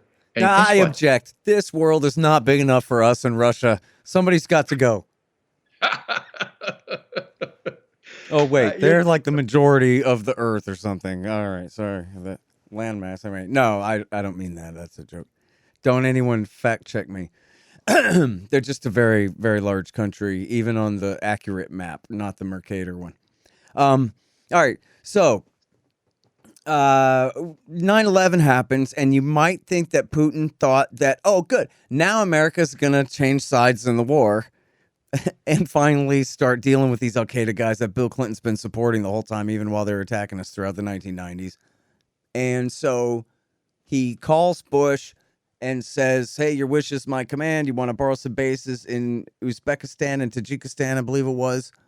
Roll on in. In fact, later in 2012, when the Pakistanis closed the route from Karachi to the Khyber Pass, Putin opened back up again the northern route in. What else are we going to do? Make friends with Iran and go through there? So, talk about, what Putin was trying to do with W. Bush in the terror war there. Well, he was immensely helpful, and it was reciprocated. There were attacks that we detected that were designed to level cathedrals in Russia that we preempted by telling Russian intelligence those things. So there was a degree of cooperation. As a matter of fact, George W. Bush famously said, the Russians are feeling their way toward wholeness and democracy. And China is also trying to build its economy. We don't have much to fear from them. That was 2002. Okay. Oh, why could they say that? Well, because there were real enemies in the terrorists, right? So we had terrorism as our primary enemy there. And when that sort of wore thin 10 years later, then they said, well, no, that's the Russians again. No, it's the Chinese. Now it's both. And there's the story, Scott. Scott, people don't realize that way back when I started analyzing things in the early 60s, Russia and China were bitter enemies. I thought, and all of my colleagues thought, that they would hate each other forever. Now they're in a virtual love affair. It's largely because of our own inept diplomacy. But if we try something in the South China Sea or in the Taiwan Straits, or if there's a blow up somewhere in Northern Europe, it's not only the Russians that we will be facing, it's the Chinese as well. There'll be saber rattling at very least. And we don't seem to realize that. Matter of fact, Biden goes to Russia. And after his session with Putin, he says, I told Putin, now I have to be careful what I say here because this is confidential, but I said, we know that the Chinese are squeezing you. We know that you have thousands of miles of border with China, and China is starting to become maybe very powerful militarily and economically. We know that you have reason to fear China, and so he says this. Now, if he said that to Putin, Putin can only conclude that this guy is he's from hunger. Who's advising him? Who's telling him that the U.S. can play the kind of role in dividing China from Russia that they played very adroitly under Nixon and Kissinger? That time is gone. That's a long time ago. Now, China and Russia are pretty much bound together in a virtual military alliance. And the worst thing is that Biden himself, Joe Biden, doesn't seem to understand this and actually crows to Putin about, we know you got a real problem there on your border with China. Yeah, they did, but that was 60 years ago. God, it's awful to watch all this. Yeah. Hey, y'all, check out our great stuff at libertarianinstitute.org/books. First of all, we've published No Quarter, The Ravings of William Norman Grigg, our institute's late and great co-founder. He was the very best one of us. Our whole movement, I mean. And No Quarter will leave his mark on you, no question. Which brings us to the works of our other co-founder, the legendary libertarian thinker and writer Sheldon Richman. We've published 2 collections of his great essays, Coming to Palestine and What Social Animals Owe to Each Other. Both are instant classics. I'm proud to say that Coming to Palestine is surely the definitive libertarian take on Israel's occupation of the Palestinians, and Social Animals certainly ranks with the very best writings on libertarian ethics, economics, and everything else. You'll absolutely love it. Then there's me. I've written 2 books, Fool's Errand, Time to End the War in Afghanistan, and Enough Already, Time to End the War on Terrorism. And I've also published a collection of the transcripts of all of my interviews of the heroic Dr. Ron Paul, 29 of them, plus a speech by me about how much I love the guy. It's called The Great Ron Paul. You can find all of these at libertarianinstitute.org/books. All right, now, so W. Bush withdraws from the ABM treaty and, announces this policy that he's going to put anti-missile missiles in the Czech Republic, or in Poland, I guess, in Poland, and then the radar stations in the Czech Republic. No, it's Romania. Romania and Poland. Oh, yeah, that's right. Romanian, well, no, isn't that the torture bases? I thought it was Poland, the Czech Republic for the missiles. They're both being fitted for, Oh, okay, yeah. And then the problem is, too, I forgot the designation of the missile launcher or whatever, but the same missile launcher for the anti-missile missiles is the same one you would use for a Tomahawk cruise missile with a nuclear warhead on it, too. So that was a big problem. Now, when W. Bush announced this publicly for the first time, I think it was already out, but he started talking about it. It may have been a G8 meeting or something like that in Europe. And when he said, well, see, this is to protect Poland from Iran and ballistic missile attack from Iran, everybody in the room laughed because he's such a doofus, too. Like, the way he says it and everything, it just comes out all stupid. And so, but then everybody's like, okay, well, that's what the Americans are saying, so I guess we're just going to not talk about it or whatever. But then later on, Obama made the same claim. That's the reason we're doing this, is to protect from Iran. And then, of course, his open mic moment, though, was that he was, I think, climbing down from that. And I forget where they left that. I think the Czechs finally said, we don't want the radar stations. Was that where they left it? But they still did put the missile launchers in Poland. Is that right? Yeah, actually, they're more advanced in Romania right now and in Poland. And Robert Gates, who is the Secretary of Defense, had a real brainstorm and said, we ought to put them on ships and sail those ships into the Black Sea, okay? And the Baltic. And if there's a political problem such as existed in Czechoslovakia, well, we can put them on ships. Now, Gates in his memoir says, I never did much to make the Russians feel comfortable. That was not in my job jar. Now, where did he get that? He got that from his protege, his mentor, Brzezinski. Okay, so their job was not to make the Russians happy. Conversely, it was to make them really scared, to make them so that we could intimidate them, and of course, Putin has been very, very strong and very, very specific in saying that when he moved to prevent Ukraine from joining NATO after the coup in Kiev on the 22nd of February 2014, he was as much concerned, or even more, as he put it, with the possible emplacement of anti-ballistic missile systems in Ukraine. In other words, widening NATO to include Ukraine, yeah, that was really important, really bad. But even more important was to prevent these emplacements because, as Putin has explained, We know, he says, we Russians know exactly the diameter of these holes you're putting in the ground, so to speak. And we know that, as you already said, Scott, they can be readily adapted to offensive cruise missiles.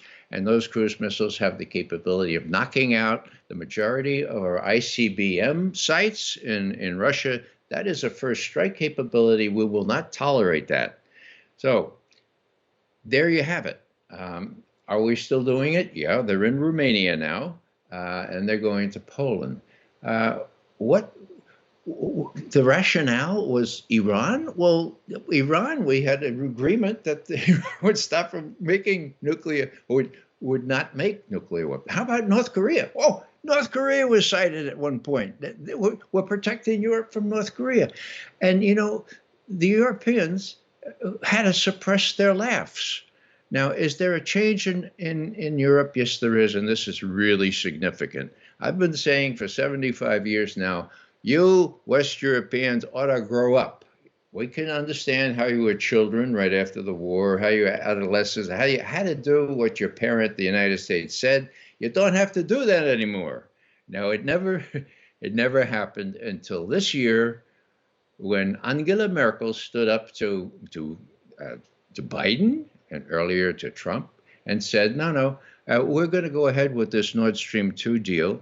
It's really, really good for us. It's good for the rest of Europe. We're going to accept Russian gas and oil through this second pipeline under the Baltic. And yeah, it's too bad about the Ukrainians, but yeah, they'll miss about $1 billion a year in revenue that they now get from our oil and gas shipments through Ukraine. But, you know, we're going to go ahead with this, and we're not going to buy liquefied natural gas from the United States at 3 times the cost.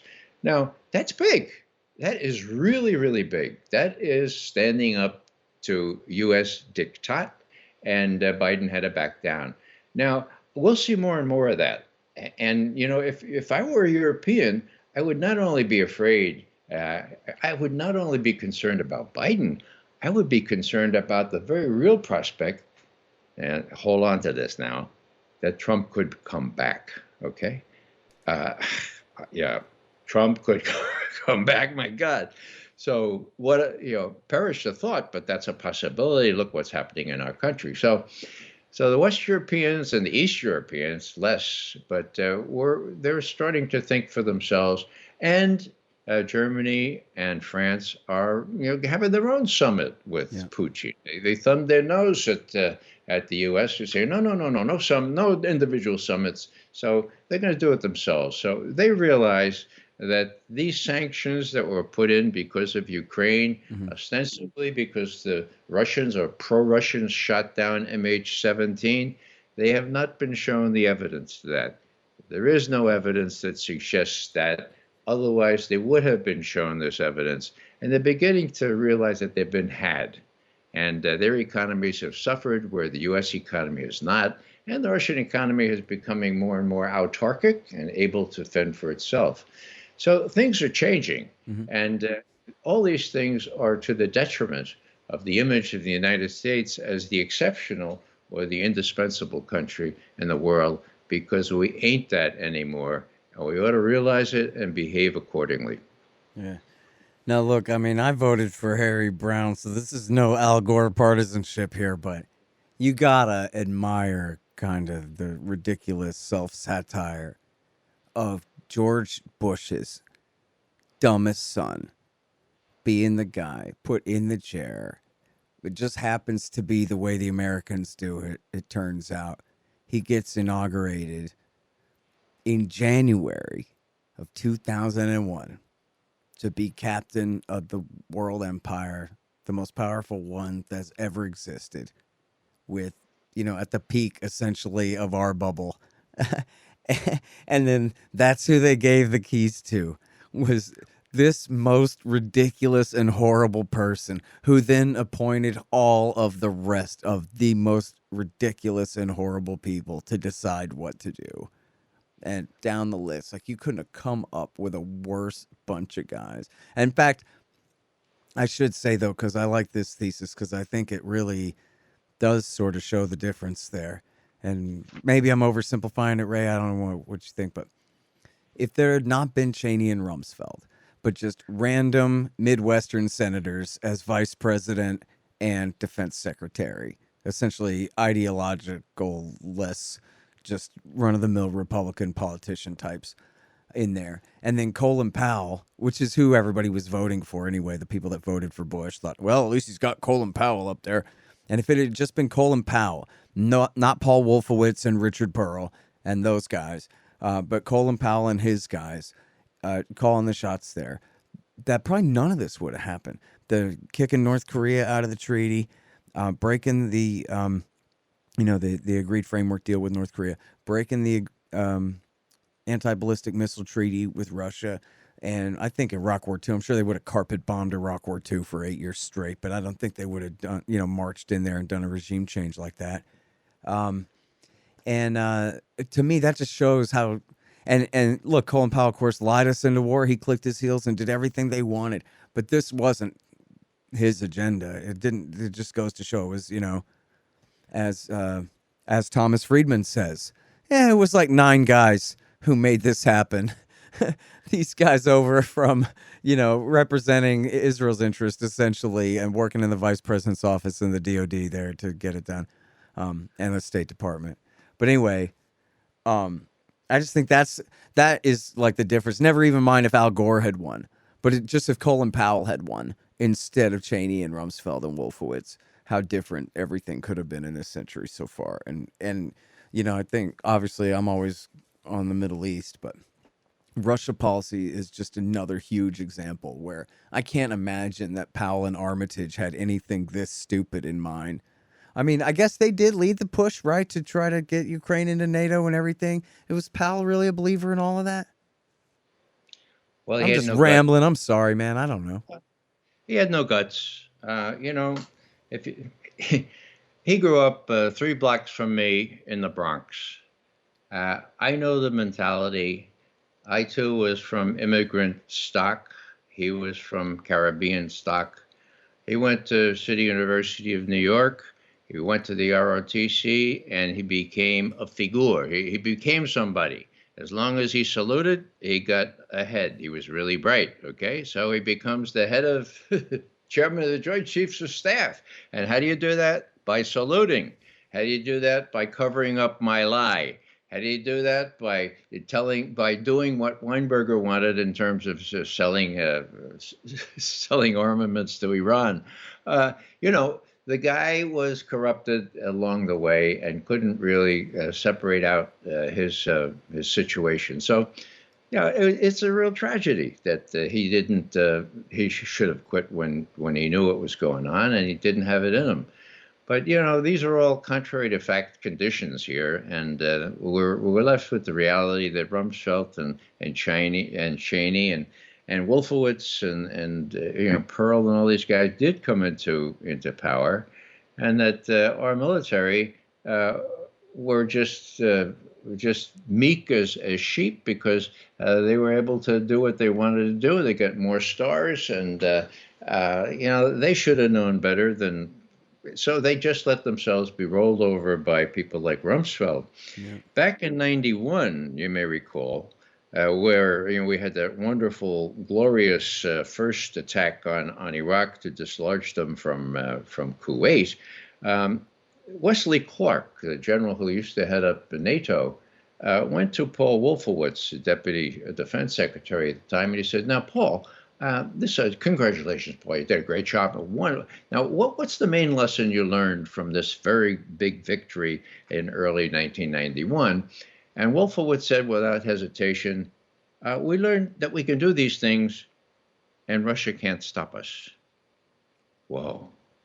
How about attacking Iraq in a war of aggression? Well, we could do those things and Russia couldn't stop us. Yeah. What about Syria? Russia stopped us. What about Ukraine? Russia stopped us. So people have to come to the realization that Russia can, will, and has stopped us. And there's no reason in God's creation where we can't get along with Russia unless we believe Russia is going to attack us, or that Russia is going to land on the Atlantic beaches, or that Russia is going to take over Europe. Yeah. And those are all myths that are hard to dispel, but they have been fostered by our media to such degree that most people, even some sophisticated people, believe it to be reality. Yeah. I'm almost certain it's Jamie Rubin, who used to work for the State Department, but who's just an unofficial advisor to Hillary Clinton now, Christian Amanpour's husband. And he wrote Why to, the real reason to, I'm sorry, get rid of Assad or whatever it is in foreign policy. That he also sent to her as a private memo, as revealed by Julian Assange of WikiLeaks. But where he says in there, don't worry, Russia won't do anything. That's like one of the things that he can guarantee is we can do this and they definitely won't intervene. And then, of course, as you say, it didn't quite turn out like that. Very bad Yep. bet by these, they're way too sure of themselves, these guys.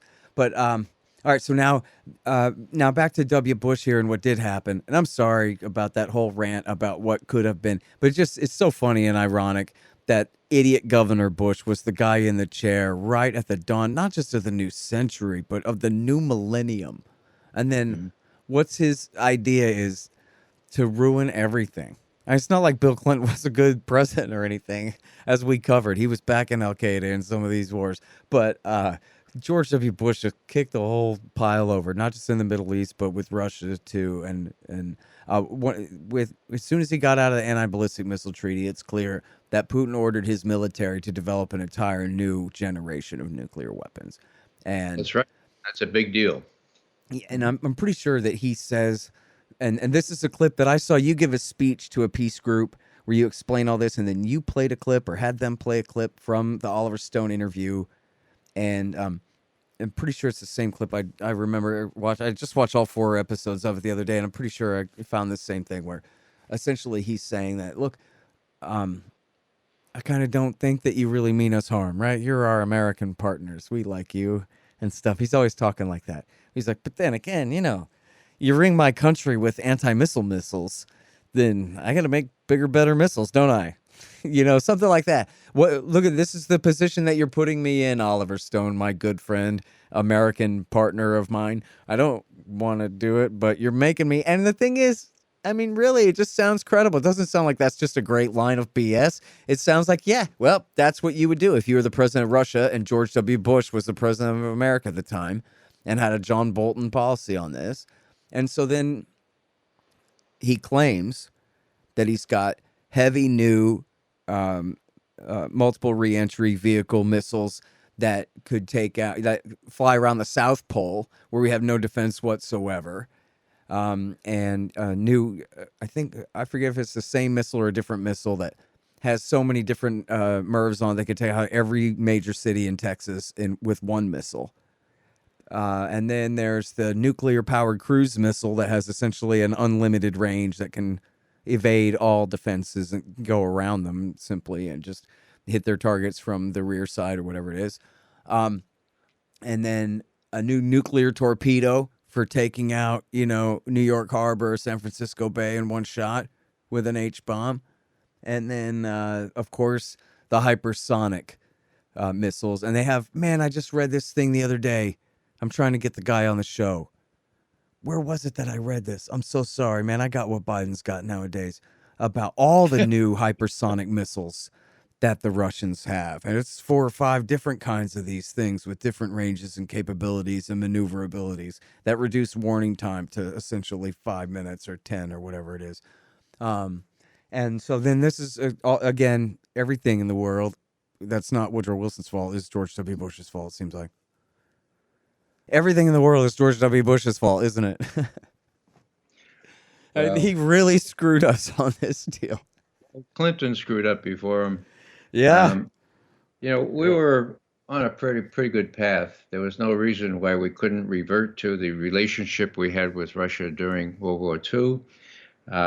There was a huge opportunity in Europe for the falling of these walls and the developing of a free and a whole situation, as George H.W. Bush termed it, and greed took over. people said, no, look, you have these immense resources in Russia. It was a throwback to George Kennan. We want to keep control over at least 50% of the world's resources, and what better way to do that than milk what used to be the Soviet Union? And then it all fell apart. And then we needed an enemy after the terrorists were pretty much subdued, or Al Qaeda was removed, and ISIS was also sort of stemmed. So we needed an enemy, and Russia was always good. And people, think of Russia still as the Soviet Union. So we did that. And now we're pivoting to Asia. It's all really good. And I hate to say this again, but it's all really good for what Eisenhower called the military-industrial complex.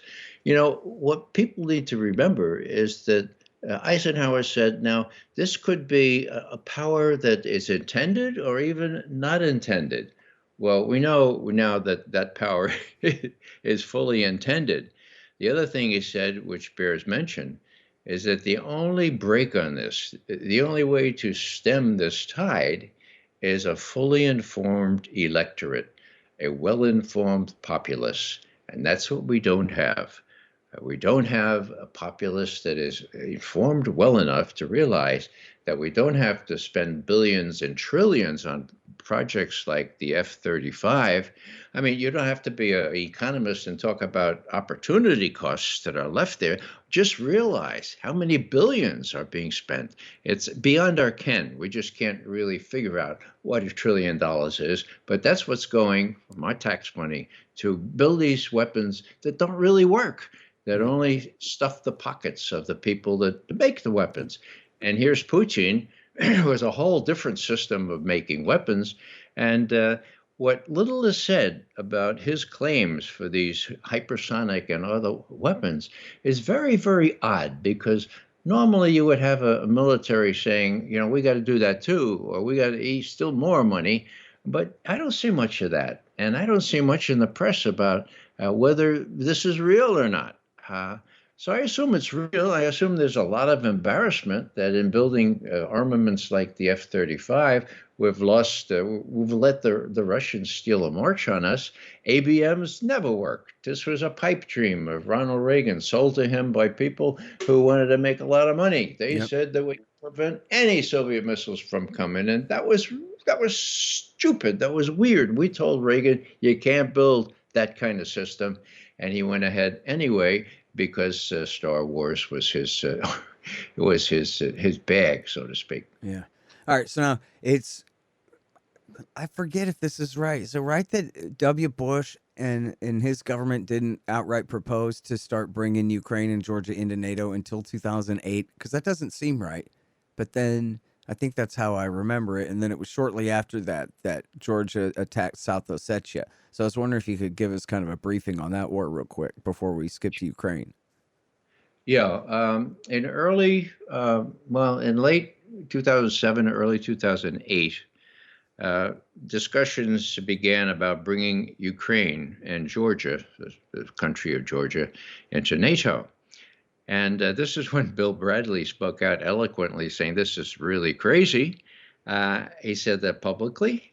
And what happened was Sergei Lavrov, he was new at the time, Russian foreign minister, called Bill Burns. William Burns was our ambassador in Moscow. Now he's head of the CIA. His secretary said, Mr. Burns, you're needed in the foreign ministry. He goes in there, and Lavrov says to him, Mr. Burns, do you know what "niet" means? And Burns says, well, yeah, I think so. Well, "niet" means "niet," okay? And "niet" is a red line, and the red line is no Ukraine or Georgia in NATO. Do you understand that? Yes, I do. Because if that happens, if Ukraine happens, we will have to decide whether we have to invade Ukraine. At very least, there's going to be a civil war. It's right on our doorstep. Don't do it. Tell your superiors. Now, to his credit, Bill Burns sends a cable back to Washington, and we have the cable thanks to Chelsea Manning and Julian Assange. We have the cable, and in it, Burns says, Russia has its own strategic interests to protect here. Oh, Russia is entitled to have its own strategic interests. So there's a little gutsy on the side of reporting back to Condoleezza Rice, I guess it was at the time. So anyhow, that's the 1st of February 2008. 3 months later, April 3rd, 2008, at the NATO summit in Bucharest, the final declaration says Ukraine and Georgia will become members of NATO. Whoa. So what happens? Well, the right-wingers, the real crazies in Washington, say to Saakashvili, the head of Georgia, hey, this is your chance. Knock those Russians out of South Ossetia, the little province just north of Georgia. And so he tries to do that. And he gets a really, really bad bloody nose from the Russians who come through those tunnels under the mountains and come up to the gates of Tbilisi just to show what they can do. No, Georgia's not going to go into NATO, and NATO's not going to do a damn thing to protect Georgia if it flails out against Russia. Now, that was what happened in August of 2008. And then, there was a quiescent period until there was a blooming of détente with Russia, that is, U.S. with Russia.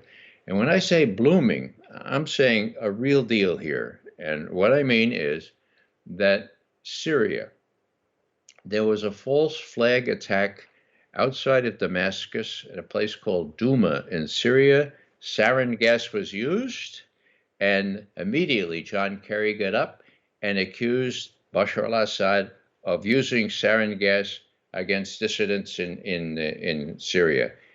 It was a false flag. He couldn't even get the intelligence community to do an assessment because he wouldn't buy what the conclusion was. So what am I saying here? That was the idea that this was the cause célèbre. This was the reason that we would go to war and overtly in Syria using U.S. forces.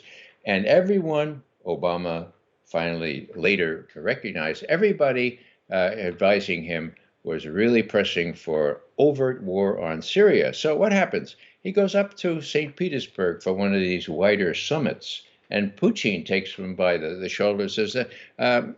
Obama, you remember when we were in Ireland in June and we set up that little working group to see how we could get rid of Syrian chemical weapons? Yeah. Well, we've won. We've done it. Syria is willing to announce that it's getting rid of all its chemical weapons, the ones that left over from before, and they'll do it under UN supervision on a U.S. ship, because you're the only ones that have specially outfitted ships to destroy chemical weapons. What do you think? And Obama says, really? Wow. That would get me off the horns of this dilemma, because everybody's telling me I have to strike Syria. Okay, let's see what happens. Well, next day, the Syrian foreign minister announces the deal. John Kerry, 3 days later, is in London. He's asked, is there nothing that Syria can do to prevent being attacked? And he says, and I quote, well, they could give up their chemical weapons, but that's not going to happen. That's not in the cards.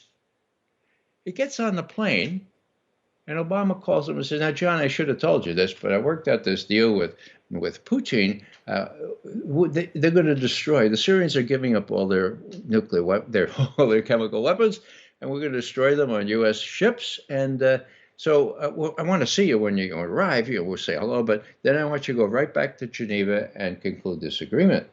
And Kerry says, wow, really? Oh, okay. So what am I saying? I'm saying that you get Kerry and you get these people out of the way and you deal directly with a Soviet leader, and he offers you something, a deal that you can't really say no to, that gets you off the horns of a dilemma. It works. Now, that was the high point. That was the high point of Russian-U.S. relations. And indeed, on the 11th of September, the date is just a coincidence, Vladimir Putin has an op-ed in the New York Times. And what does it say? It says, I, Vladimir Putin, I am really appreciative of the growing trust between not only our countries, but between myself and President Obama. Now, there's a curious he talks about Syria and the deal that's worked out. The last paragraph is really, really strange. I have it pretty much in memory here. He says, there's only one thing that I disagree with the president on. Just last week, he again said that the U.S. is the sole exceptional country in the world. I think that's wrong. I think there are various countries, various stages of development, some closer to democracy, some not so close. But when God looks at all these people, he considers all these countries equal, period. End of op-ed. I was told at the time by pretty good sources that Putin handwrote that last paragraph in all by himself. And that was confirmed later when he said precisely the same thing, and it's precisely the same words at another interview just 2 years ago. So what am I saying here? Well, that's September 2013. So the neocons say, okay, we didn't get our war. We didn't get our war on Syria. Let's see if we can get this Putin really a bloody nose. And the preparations for the coup in Ukraine got in motion really seriously. And we know that, we count the months, September, 5-6 months later, in Kiev was the most blatant coup in history, advertised 2.5 weeks before, in a telephone conversation intercepted between Victoria Nuland and our ambassador in Kiev. I mean, it was not only the most blatant, it was the most predicted coup, because the people who took over in Ukraine were precisely the people mentioned by Victoria Nuland and the ambassador Jeffrey Pyatt. So they got back, okay? They got back at Putin. Putin was in Sochi at the Olympics, okay? He comes back and he said, oh my God, look what they've done. Did they really want to take Ukraine into NATO? Do they really think they get away with this? Well, one thing for sure, they can't have Crimea because that's got Sevastopol. It's got our only all year round ice-free naval base. And so let's do a plebiscite in Crimea. We know how that will come out because most of those people down there are Russian stock. And we'll, if they ask to be annexed, we'll annex them. We'll take them back into Russia, and that's the way that thing went down. Yep. So what happened? Well, the relationship between Russia and the United States went down to its nadir at that point, and of course the U.S. insisted by claiming that the Russians were responsible for MH17 in July of 2014. Insisted that the Europeans and others impose sanctions, economic sanctions, which, as I said before, hurt the Europeans much more than the Russians and hurt the United States not at all. That's the history, and it's really a sad one, and things don't seem to be getting any better. Yeah. Well, it's important, too, that, and we can get back to the war in eastern Ukraine and all that in a second, but it's worth pointing out that the coup of 2014, this is twice in 10 years. In fact, it's the same guy that they overthrew the last time, too, Yanukovych, the Russian leading guy who had been legitimately elected according to the EU in 2010. But they had done the Orange Revolution to overthrow him back in the Bush years. And, the color-coded revolutions really started in the Clinton years. I'm not sure exactly who was first. I think Milosevic was first in Serbia. But then they had color-coded revolutions, or attempted ones, at least, in Belarus and Tajikistan, and in the Orange Revolution in Ukraine. They did the Cedar Revolution in Lebanon, and I'm probably leaving out 4 or 5 of them, starting in the Clinton years and then through the Bush years. And I forget, can you remind me if they continued into Obama years other than 2014? And that wasn't really a color-coded one unless the color is the Wolf's angle of the Galatian SS there. Well, you had other, had wars going on in Afghanistan, Libya, Somalia, places. Well, the color-coded revolutions they're kind of a separate thing. We had OPTOR and the NED and it was always the denim revolution or the yellow revolution. It was the pink or the yellow in Tajikistan, and the orange revolution in Ukraine, and the I know I'm leaving out a couple. Sorry, everybody whose government we overthrew. I didn't mean to neglect you. But yeah, so that's a big deal. So then they do it again in 2010, and then this is something that I learned from, I think, James Carden. He's very good. I'd like to give credit in the right place. I know that he mentioned this in a recent piece. I think he's the same guy I learned it from the first time.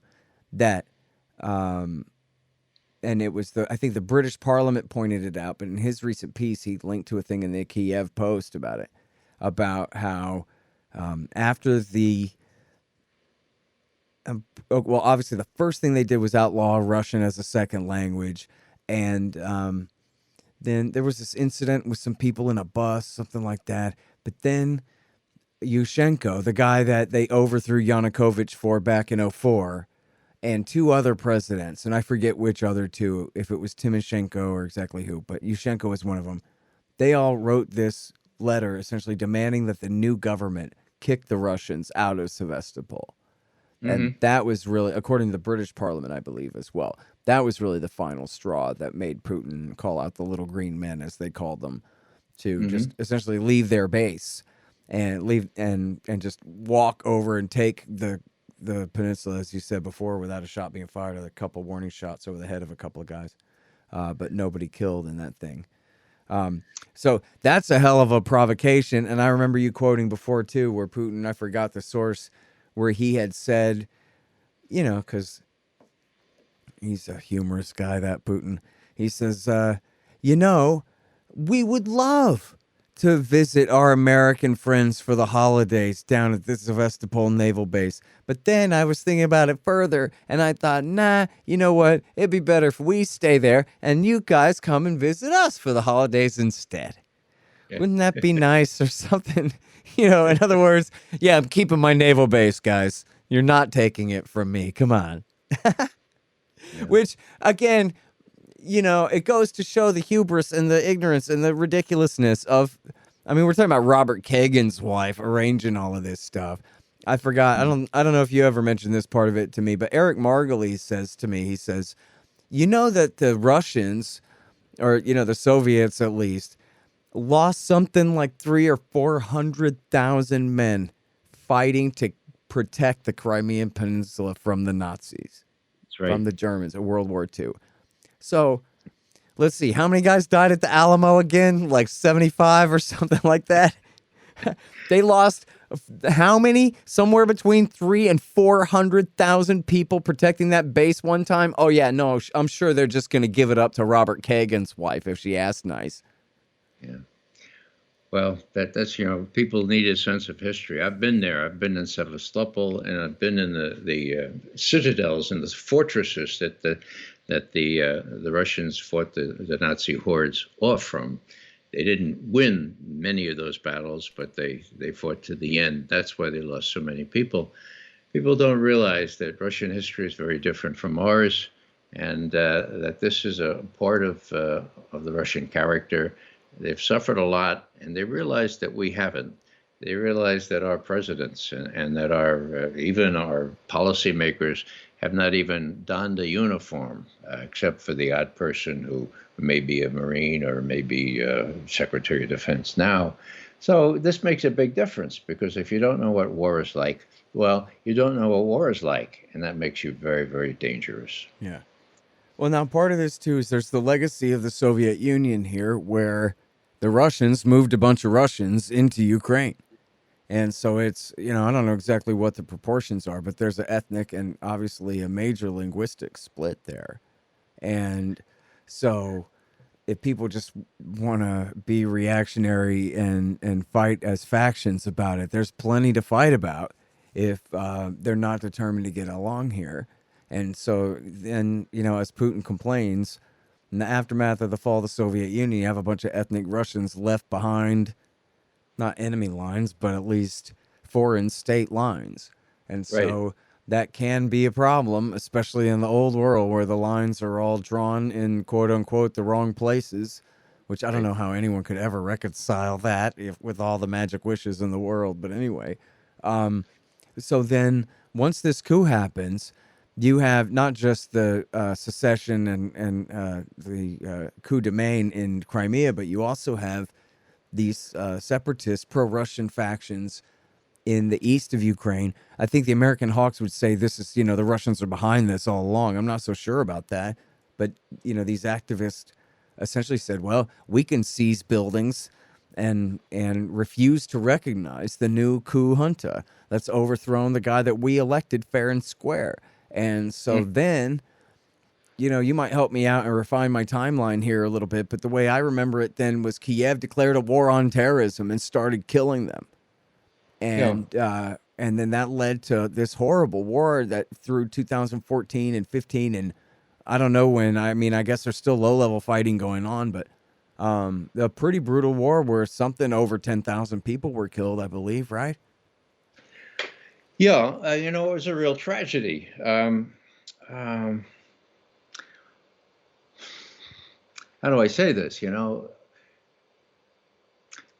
Putin feels really, really strongly about this, and he's often misquoted. He said that the falling apart of the Soviet Union was a tragedy. Now everybody says, so he's a real Russian communist.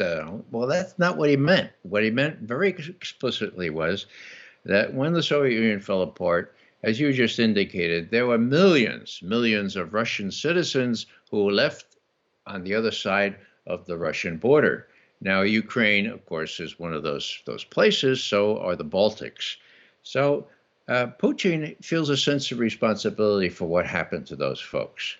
Now, when Lugansk and Donetsk, the two Donbass provinces there, right on the Russian border, when they refused to submit to the pro-fascist, the pro-Nazi kind of factions that took over after the revolution, after the coup in February 2014, they said, no, we don't want to take diktat from you guys. We're going to have our own little separate autonomy, and they fought for that. Now, what was Putin to do? Did he invade those places? No, but he gave military and I think professional soldiers support for these people. And what happened was John Brennan went to Kiev and said, all right, you start this war. We're behind you. You should clean those guys out.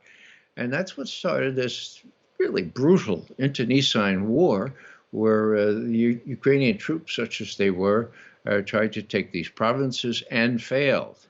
Now, this is still a sore, but there was an international agreement called the Minsk Agreements, which would guarantee these provinces a degree of autonomy, and the Ukrainians were part and parcel of the agreement, and they have failed to honor it, and so the thing goes on, and people do still get killed with artillery fire and everything else. So it's really, really sad. But this business about the Russians who are left on the other side of the Russian border, that's a big deal. That's a big deal for Putin. He said so 10 years ago in a very declarative way, and he said so since then. And most people misinterpret what he said, because that is what he meant when he said it was a tragedy. Mm-hmm. Soviet Union fell. I mean, is it a misinterpretation to say that he's implying that, if it comes down to it, he might just expand Russia's borders to include them again?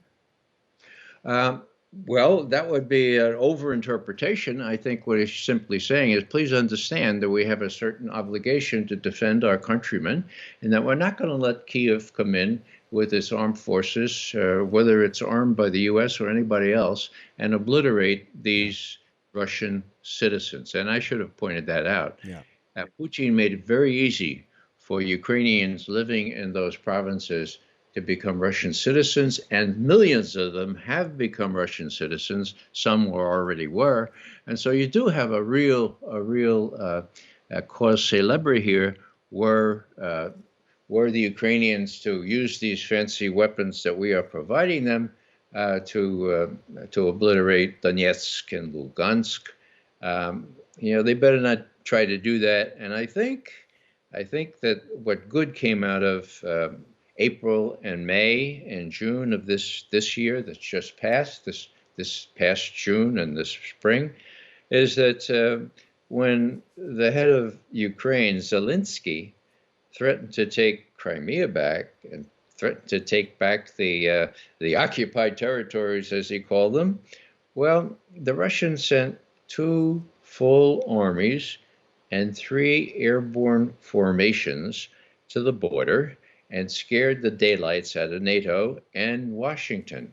And that's what Putin meant when he said, do you know what asymmetrical means, Washington? You know what asymmetrical means? That means 2 full armies and 3 airborne formations. And that's what we're going to put on the border if you decide to obliterate our countrymen who are in these provinces. So it's a big deal. And I think that, I don't think, when you're an analyst, you put chronologies together. And what happened was, on one day in April, I think it was the 11th of April, what happened was NATO said, oh my God, the Russians are amassing troops on the Ukrainian border. And the head of the Russian army, Shoigu, the Minister of Defense, actually said, yeah, that's right. 2 armies, 3 airborne. You got that right. Asymmetrical. You know what asymmetrical means? Now, two guided missile destroyers were on their way into the Black Sea, and Ryabkov, the deputy foreign minister, said, "You really ought to not do that, U.S., because we can't guarantee their safety." Biden finally got some good advice and said, turn those guided missile destroyers back, let them visit Greece instead of the Black Sea, and in some panic said, oh, let's have a summit. All on the same day. And that's when the summit started. So the reason for the summit was to kind of get to Moscow and sort of get a face-to-face thing where Biden could say, well, where are your red lines? Here are our red lines. And besides, how about these hypersonic weapons? What about it? Whatever that. And of course, we've sort of started negotiations on that, although they don't seem to be going anywhere. But the reason for the summit was this really, really strong reaction to these crazy guys in Kiev who threatened to take Crimea and the Donbass back. And the reaction by Russia was totally predictable, but very asymmetrical. And it did scare the daylights out of the U.S. And it was precisely then, that Biden was encouraged to ask for a summit, which he did. Now, we could talk more about the summit if you like, but that's how it was initiated. Yeah. Well, so yeah, go ahead and wrap up there with Minsk II and all that. I mean, it's important the way the Germans and the French took the lead there. And then I want to talk to you about the Trump years for a while. You still got a while to sit here with me or what? Yeah, I do. Yeah. Great. Okay, so yeah, wrap up about the conflict in Ukraine, even though it's not all the way over yet. And then we'll talk about Trump years gets back into Ukraine again. But anyway. Yeah. Okay, just to finish up things we haven't quite covered, the day before the coup, the foreign ministers of Germany and Poland and the head of the Department for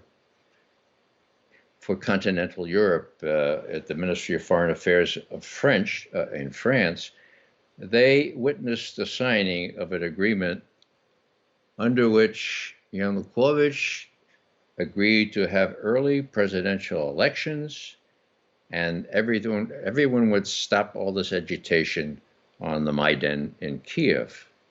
Now, that was the deal, and the Germans were part of that, so were the French, and so were the Poles. The next day, of course, there was a putsch. There was a blatant coup, and it overturned that whole agreement. When I talk to an assistant, the Russian specialist at the German Foreign Ministry, about this. He was there with Steinmeier, the foreign minister. I said, well, let's talk about the coup in Kiev. And he said, what coup?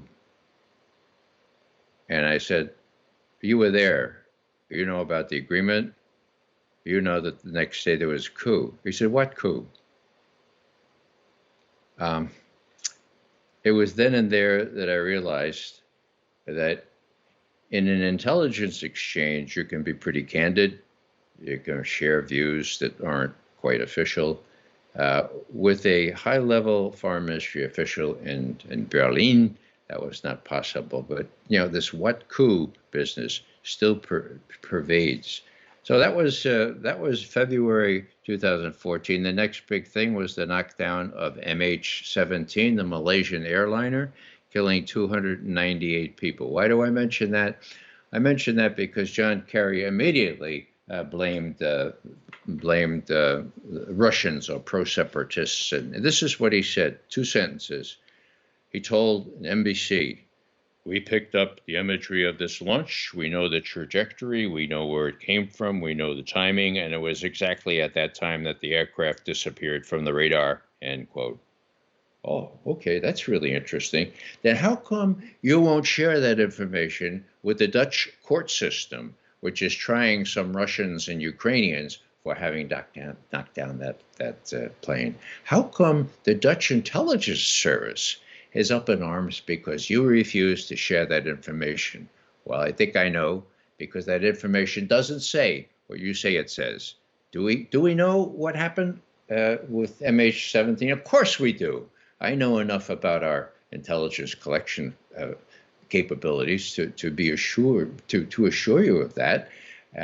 During that time they were focused laser-like on that particular part of Ukraine. So do we know what happened?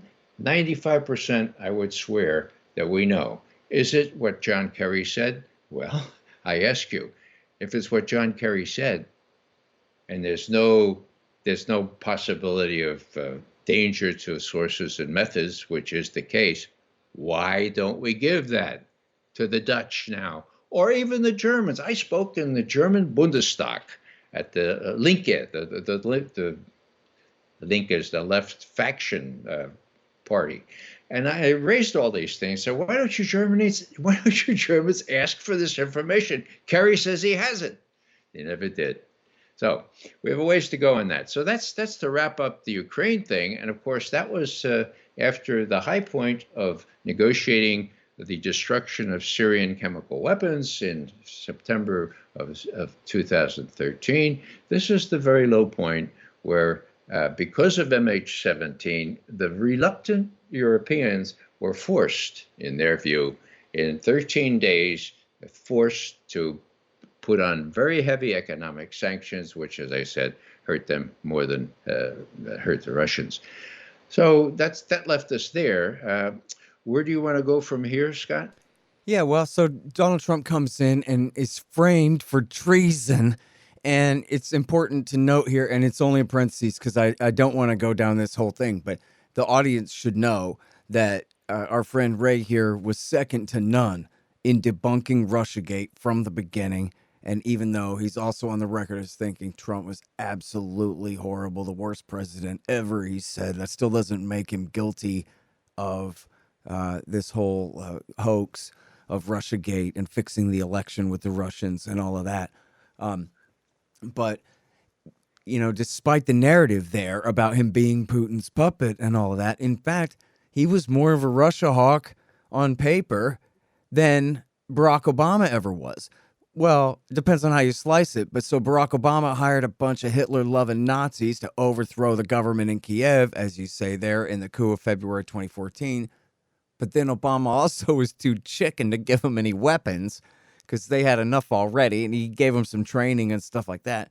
But he was afraid to give them these Javelin, anti-tank missiles and this kind of thing.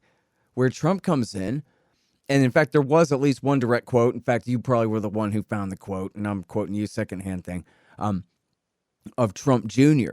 saying, see, you can't call us soft on Russia now. This proves what hawks we are, that we do this. Which, I think probably was a reflection of the thinking inside the White House. That like, man, we have to do something to prove what, tools of the Russians we ain't. And so they did give them those javelins and increased training for them there. And they brought in Montenegro and Macedonia, North Macedonia, don't anybody at me, into NATO, expanding by 2.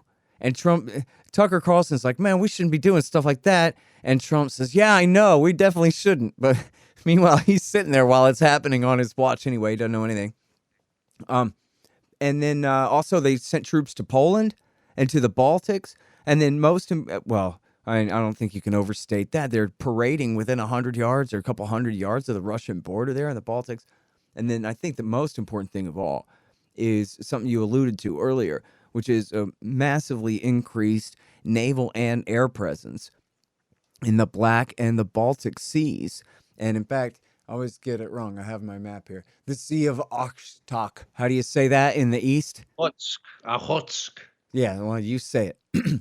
And they're flying bombers, nuclear bombers there, testing, and or B-1s, which I gather are not currently configured to carry nukes. But anyway, they're testing long-range bombers and essentially testing Russian air defenses and testing their patience in the Black Sea constantly with their naval presence. And then, as we've seen recently, into the Biden years here with sending the Brits to be provocative there.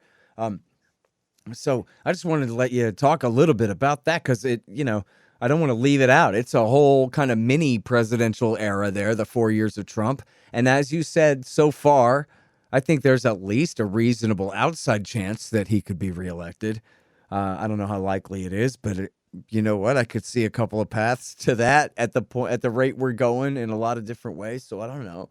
But so what's your assessment overall of Trump's Russia policy? And I should say Trump and Pompeo's, since he had a hell of a lot to do with how it was crafted, for sure.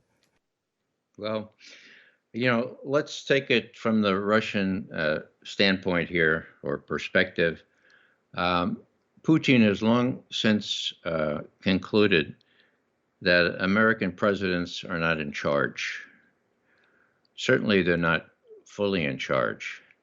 Obama had several mutual promises with Putin about Syria, for example, ceasefires and so forth, which were violated by our military. The military has a mind of its own and often goes off on its own. You can imagine how dangerous that appears to a Russian.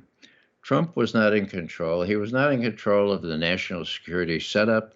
The intelligence community ran circles around him, and he couldn't even force the publication of some sensitive documents that not only showed what happened to JFK, but also showed what happened to Donald Trump before the election, before he was elected, and after he was elected. When he talks about the FBI and the CIA and the NSA sort of militating against his election, he's absolutely true. And he had documents to prove that, which he tried to get published on the last day of his tenure, and the CIA refused to publish it. So Putin pretty much knows all that, and he knows how the Russiagate thing was constructed, mostly by Hillary Clinton, because when she gave that order, there was a Russian intelligence report, went back to Moscow, saying, yep, here it is, the 26th of July, 2016. Hillary's going to blame Russia for hacking, or Russia for interfering in our body politic. And of course, she lost, and then the blame for Russia went on steroids. So Joe Biden, well, Putin is convinced that Biden is a creature of politics, and that just as he's a knee-jerk person saying what the military-industrial complex wants him to say, he couldn't do other. He wouldn't even know how to do other. And so, as Putin has explicitly stated, U.S. policy toward Russia is prevented is informed by domestic politics, and he doesn't expect that to change anytime soon. And so that's why he treasures his growing rapprochement with Beijing, and why he turns to China and the kinds of things that China can do together with Russia. It's really a sea change, and I'm not sure that people like Blinken and people like that young fella Jake Sullivan are smart enough, even though they're Ivy Leaguers, to realize that the U.S. is really on the short end of this triangular relationship now. It may still be an equilateral triangle, but it's 2 against 1 now, and we're on the short end, if there's a short end to a equilateral triangle. Yeah. Well, and I brought up Russiagate only to dismiss it there because, boy, that could be another 2.5-hour interview too, and we did plenty of it in real time all throughout the whole stupid thing. But it's, I guess, worth going back over the fact that, wow, what a gigantic, quite official, mainstream governmental conspiracy theory about the evil foreign enemy here, and one that has been, even to this day, very hard for the Democratic Party left, especially, to climb down from, where, they sort of kind of shut up about it a little bit. But in terms of the damage done, the demonization of Putin and of Russia, to certain sectors, I mean, you and I are almost like oblivious to this part of it just because the whole thing is so idiotic to us all along. But you put yourself in the average NPR listener lady's shoes. Russia is absolutely as terrifying as the Soviet Union was at the height of the Red Scare of the 50s or whatever it is, right? I mean, they were out of their gourds with this stuff. And so now imagine the political pressure on Biden and Blinken now. If, say Blinken got struck by lightning and thought, boy, I better do the right thing now. Enough of this. What would happen? Like, he wouldn't get very far. They wouldn't let him. The whole system, especially, politically in the Democratic Party, but obviously the entire military Mickey Matt machine and all of that, all of the incentives are in Cold War. New nuclear weapons. There's just a great new study about the nuclear weapons, and there's a few new of these. I try to cover these whenever people write them up, about how much effort the nuclear weapons industry spends on lobbying to make sure Congress keeps them in business, just like any other interest group. They're just trying to get rid of some H-bombs, Ray, and they'll do anything to make sure that program stays on track. What a huge machine, and still what a great enemy. And Vladimir Putin, he seems like kind of a cold-blooded dude. So good enough for TV. He makes the perfect character of, I can't remember who it was I was talking to. Oh, I know. It was my friend John I was talking to earlier referred to Al-Qaeda like it was Cobra from G.I. Joe, like this massively well-equipped, evil, determined enemy out there. You could picture Vladimir Putin playing the bad guy in a movie or something like that, the bad dictator in a movie or strongman, whatever it is. So it's just too perfect for them to let go, really, is all I'm trying to say, isn't it? It's not like we have the lost continent of Atlantis to have a Cold War against. There's Russia, China, Iran. Start running out of people to demonize. Everybody else in the world is either our friend or at least too cowed by us to try to do anything about it, Well, the media is key.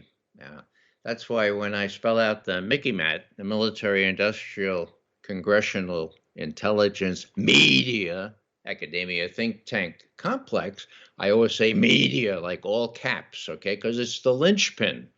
It's a thing without which the Mickey Matt can't function.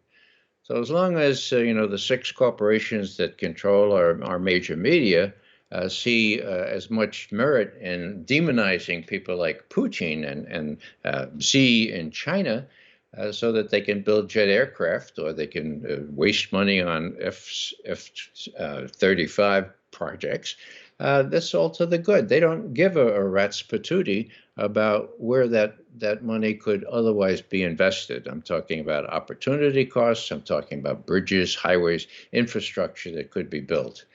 Now, I guess you can't expect folks to focus on that. But, we've been talking about what in the grand scheme of things, Scott, is minutiae.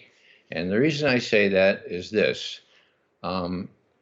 With the perfect storm of COVID, climate change, and what's about to happen in Afghanistan, there's a perfect storm there. And let me just focus on one of those things, and that is climate change. I have 10 grandchildren. What is it going to be like for them if we don't attenuate the known effects? We can't stop it now, but at least we can attenuate the known effects like 10 years, 15 years out. I'm old enough, I could say, well, my lucky, I'm going to have clean air. I'm going to have clean water for the rest of my life. But my God, how irresponsible that is. So what I'm saying here is that if we don't get together with places like China, places like Russia, and meet this existential problem, okay? Existential, like the existence of the planet, that, it's all for naught. And, to her credit, this Avril Haines, who is now the National Intelligence Director, it was quite bizarre. In beginning her annual threat briefing, she said, and I don't have the direct quote, but she said, the overweening problem here is climate change.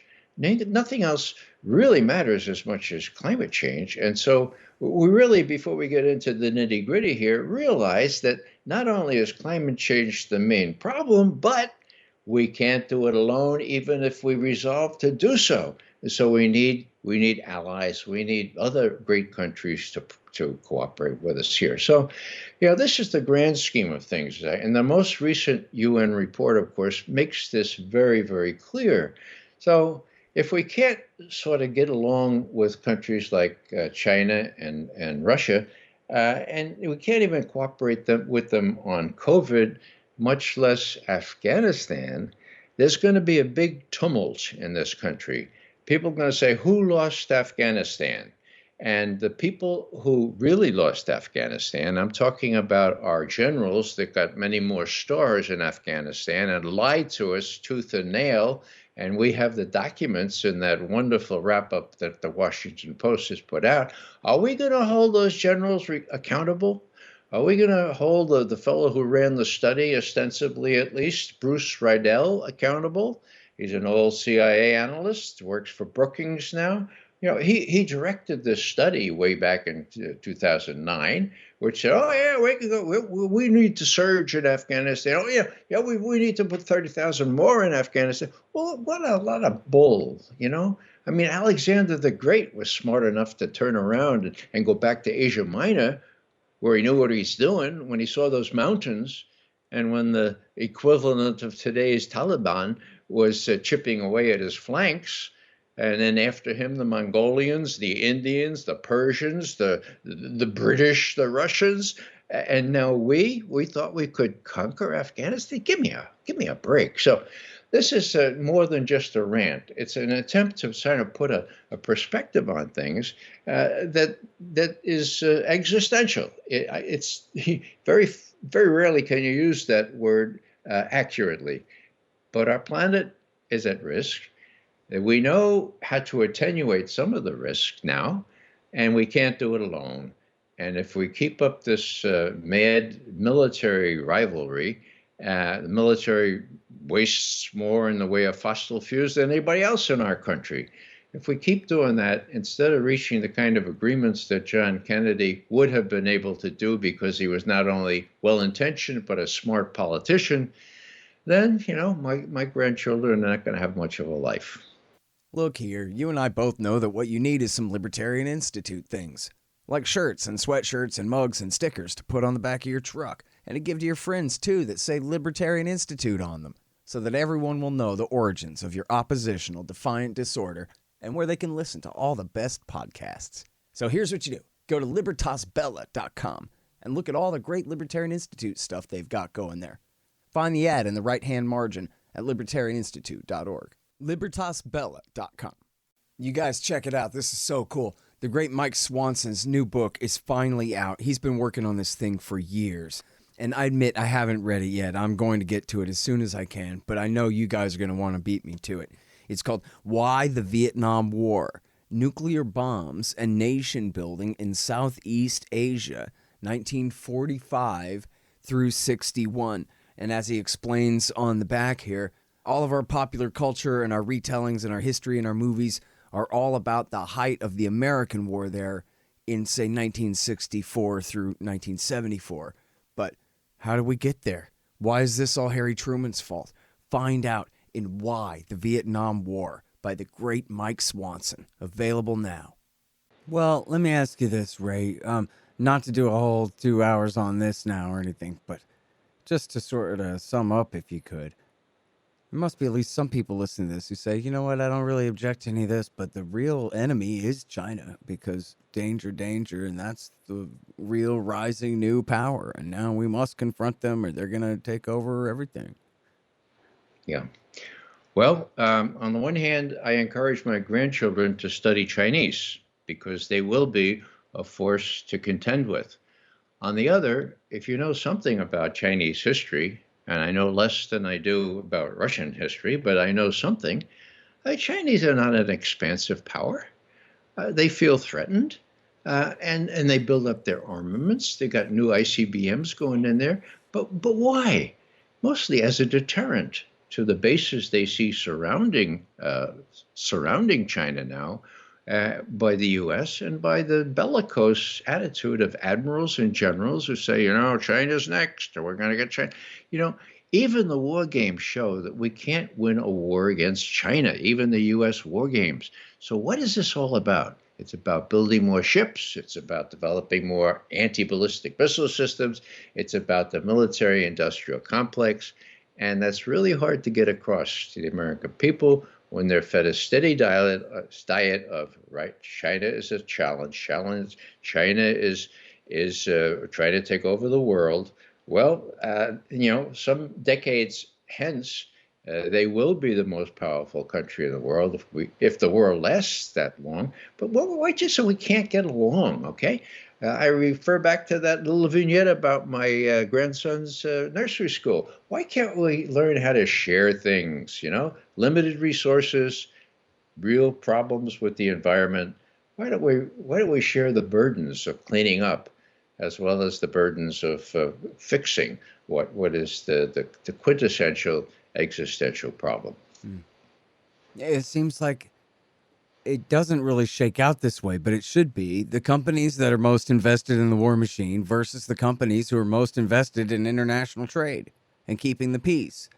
And then the latter should win every time because what the hell? You know, let the arms dealers decide all the policies? You know? Well, you know, it's not only the arms dealers, it's the people they pay in Congress. You know, one of my favorite vignettes is Pope Francis comes to Congress, right? 5 years ago or so, and he says, you know, the main problem in the world is the blood-soaked arms trade. And all these senators and representatives go, oh, yeah, well, way to go, Frank, way to go, you know. And then they look in their pocket for the latest envelope from Raytheon over here, and over here the one from Lockheed. And you know, it was giving hypocrisy a bad name. They're all in it, you know, and they all get elected or reelected depending on how much they cater to the military-industrial complex. So it's a real problem. Eisenhower saw it 60 years ago. He warned about it. He didn't do much about it himself. But at least he recognized it, he warned about it, and he said the only way to combat it is an enlightened, a well-educated citizenry. And that's what you and I think, are trying to do. In other words, get some truth out, spread a little truth around so people can think for themselves and say, well, you know, this mainstream media, there's a lot of BS. China doesn't have to be our enemy just because everybody says it should be. Just because it will become more powerful than we in the future. You know, the war is over. The Second World War is over. We predominated for many, many decades. Now, why can't we just take our normal place in the world and begin to share? Ray, thanks so much for coming back on the show. I always love talking with you. Oh, me too. Thanks very much, Scott. All right, you guys, that's the great Ray McGovern. Find him at antiwar.com. The Scott Horton Show, Anti-War Radio, can be heard on KPFK 90.7 FM in LA, APSradio.com, antiwar.com, scotthorton.org, and libertarianinstitute.org.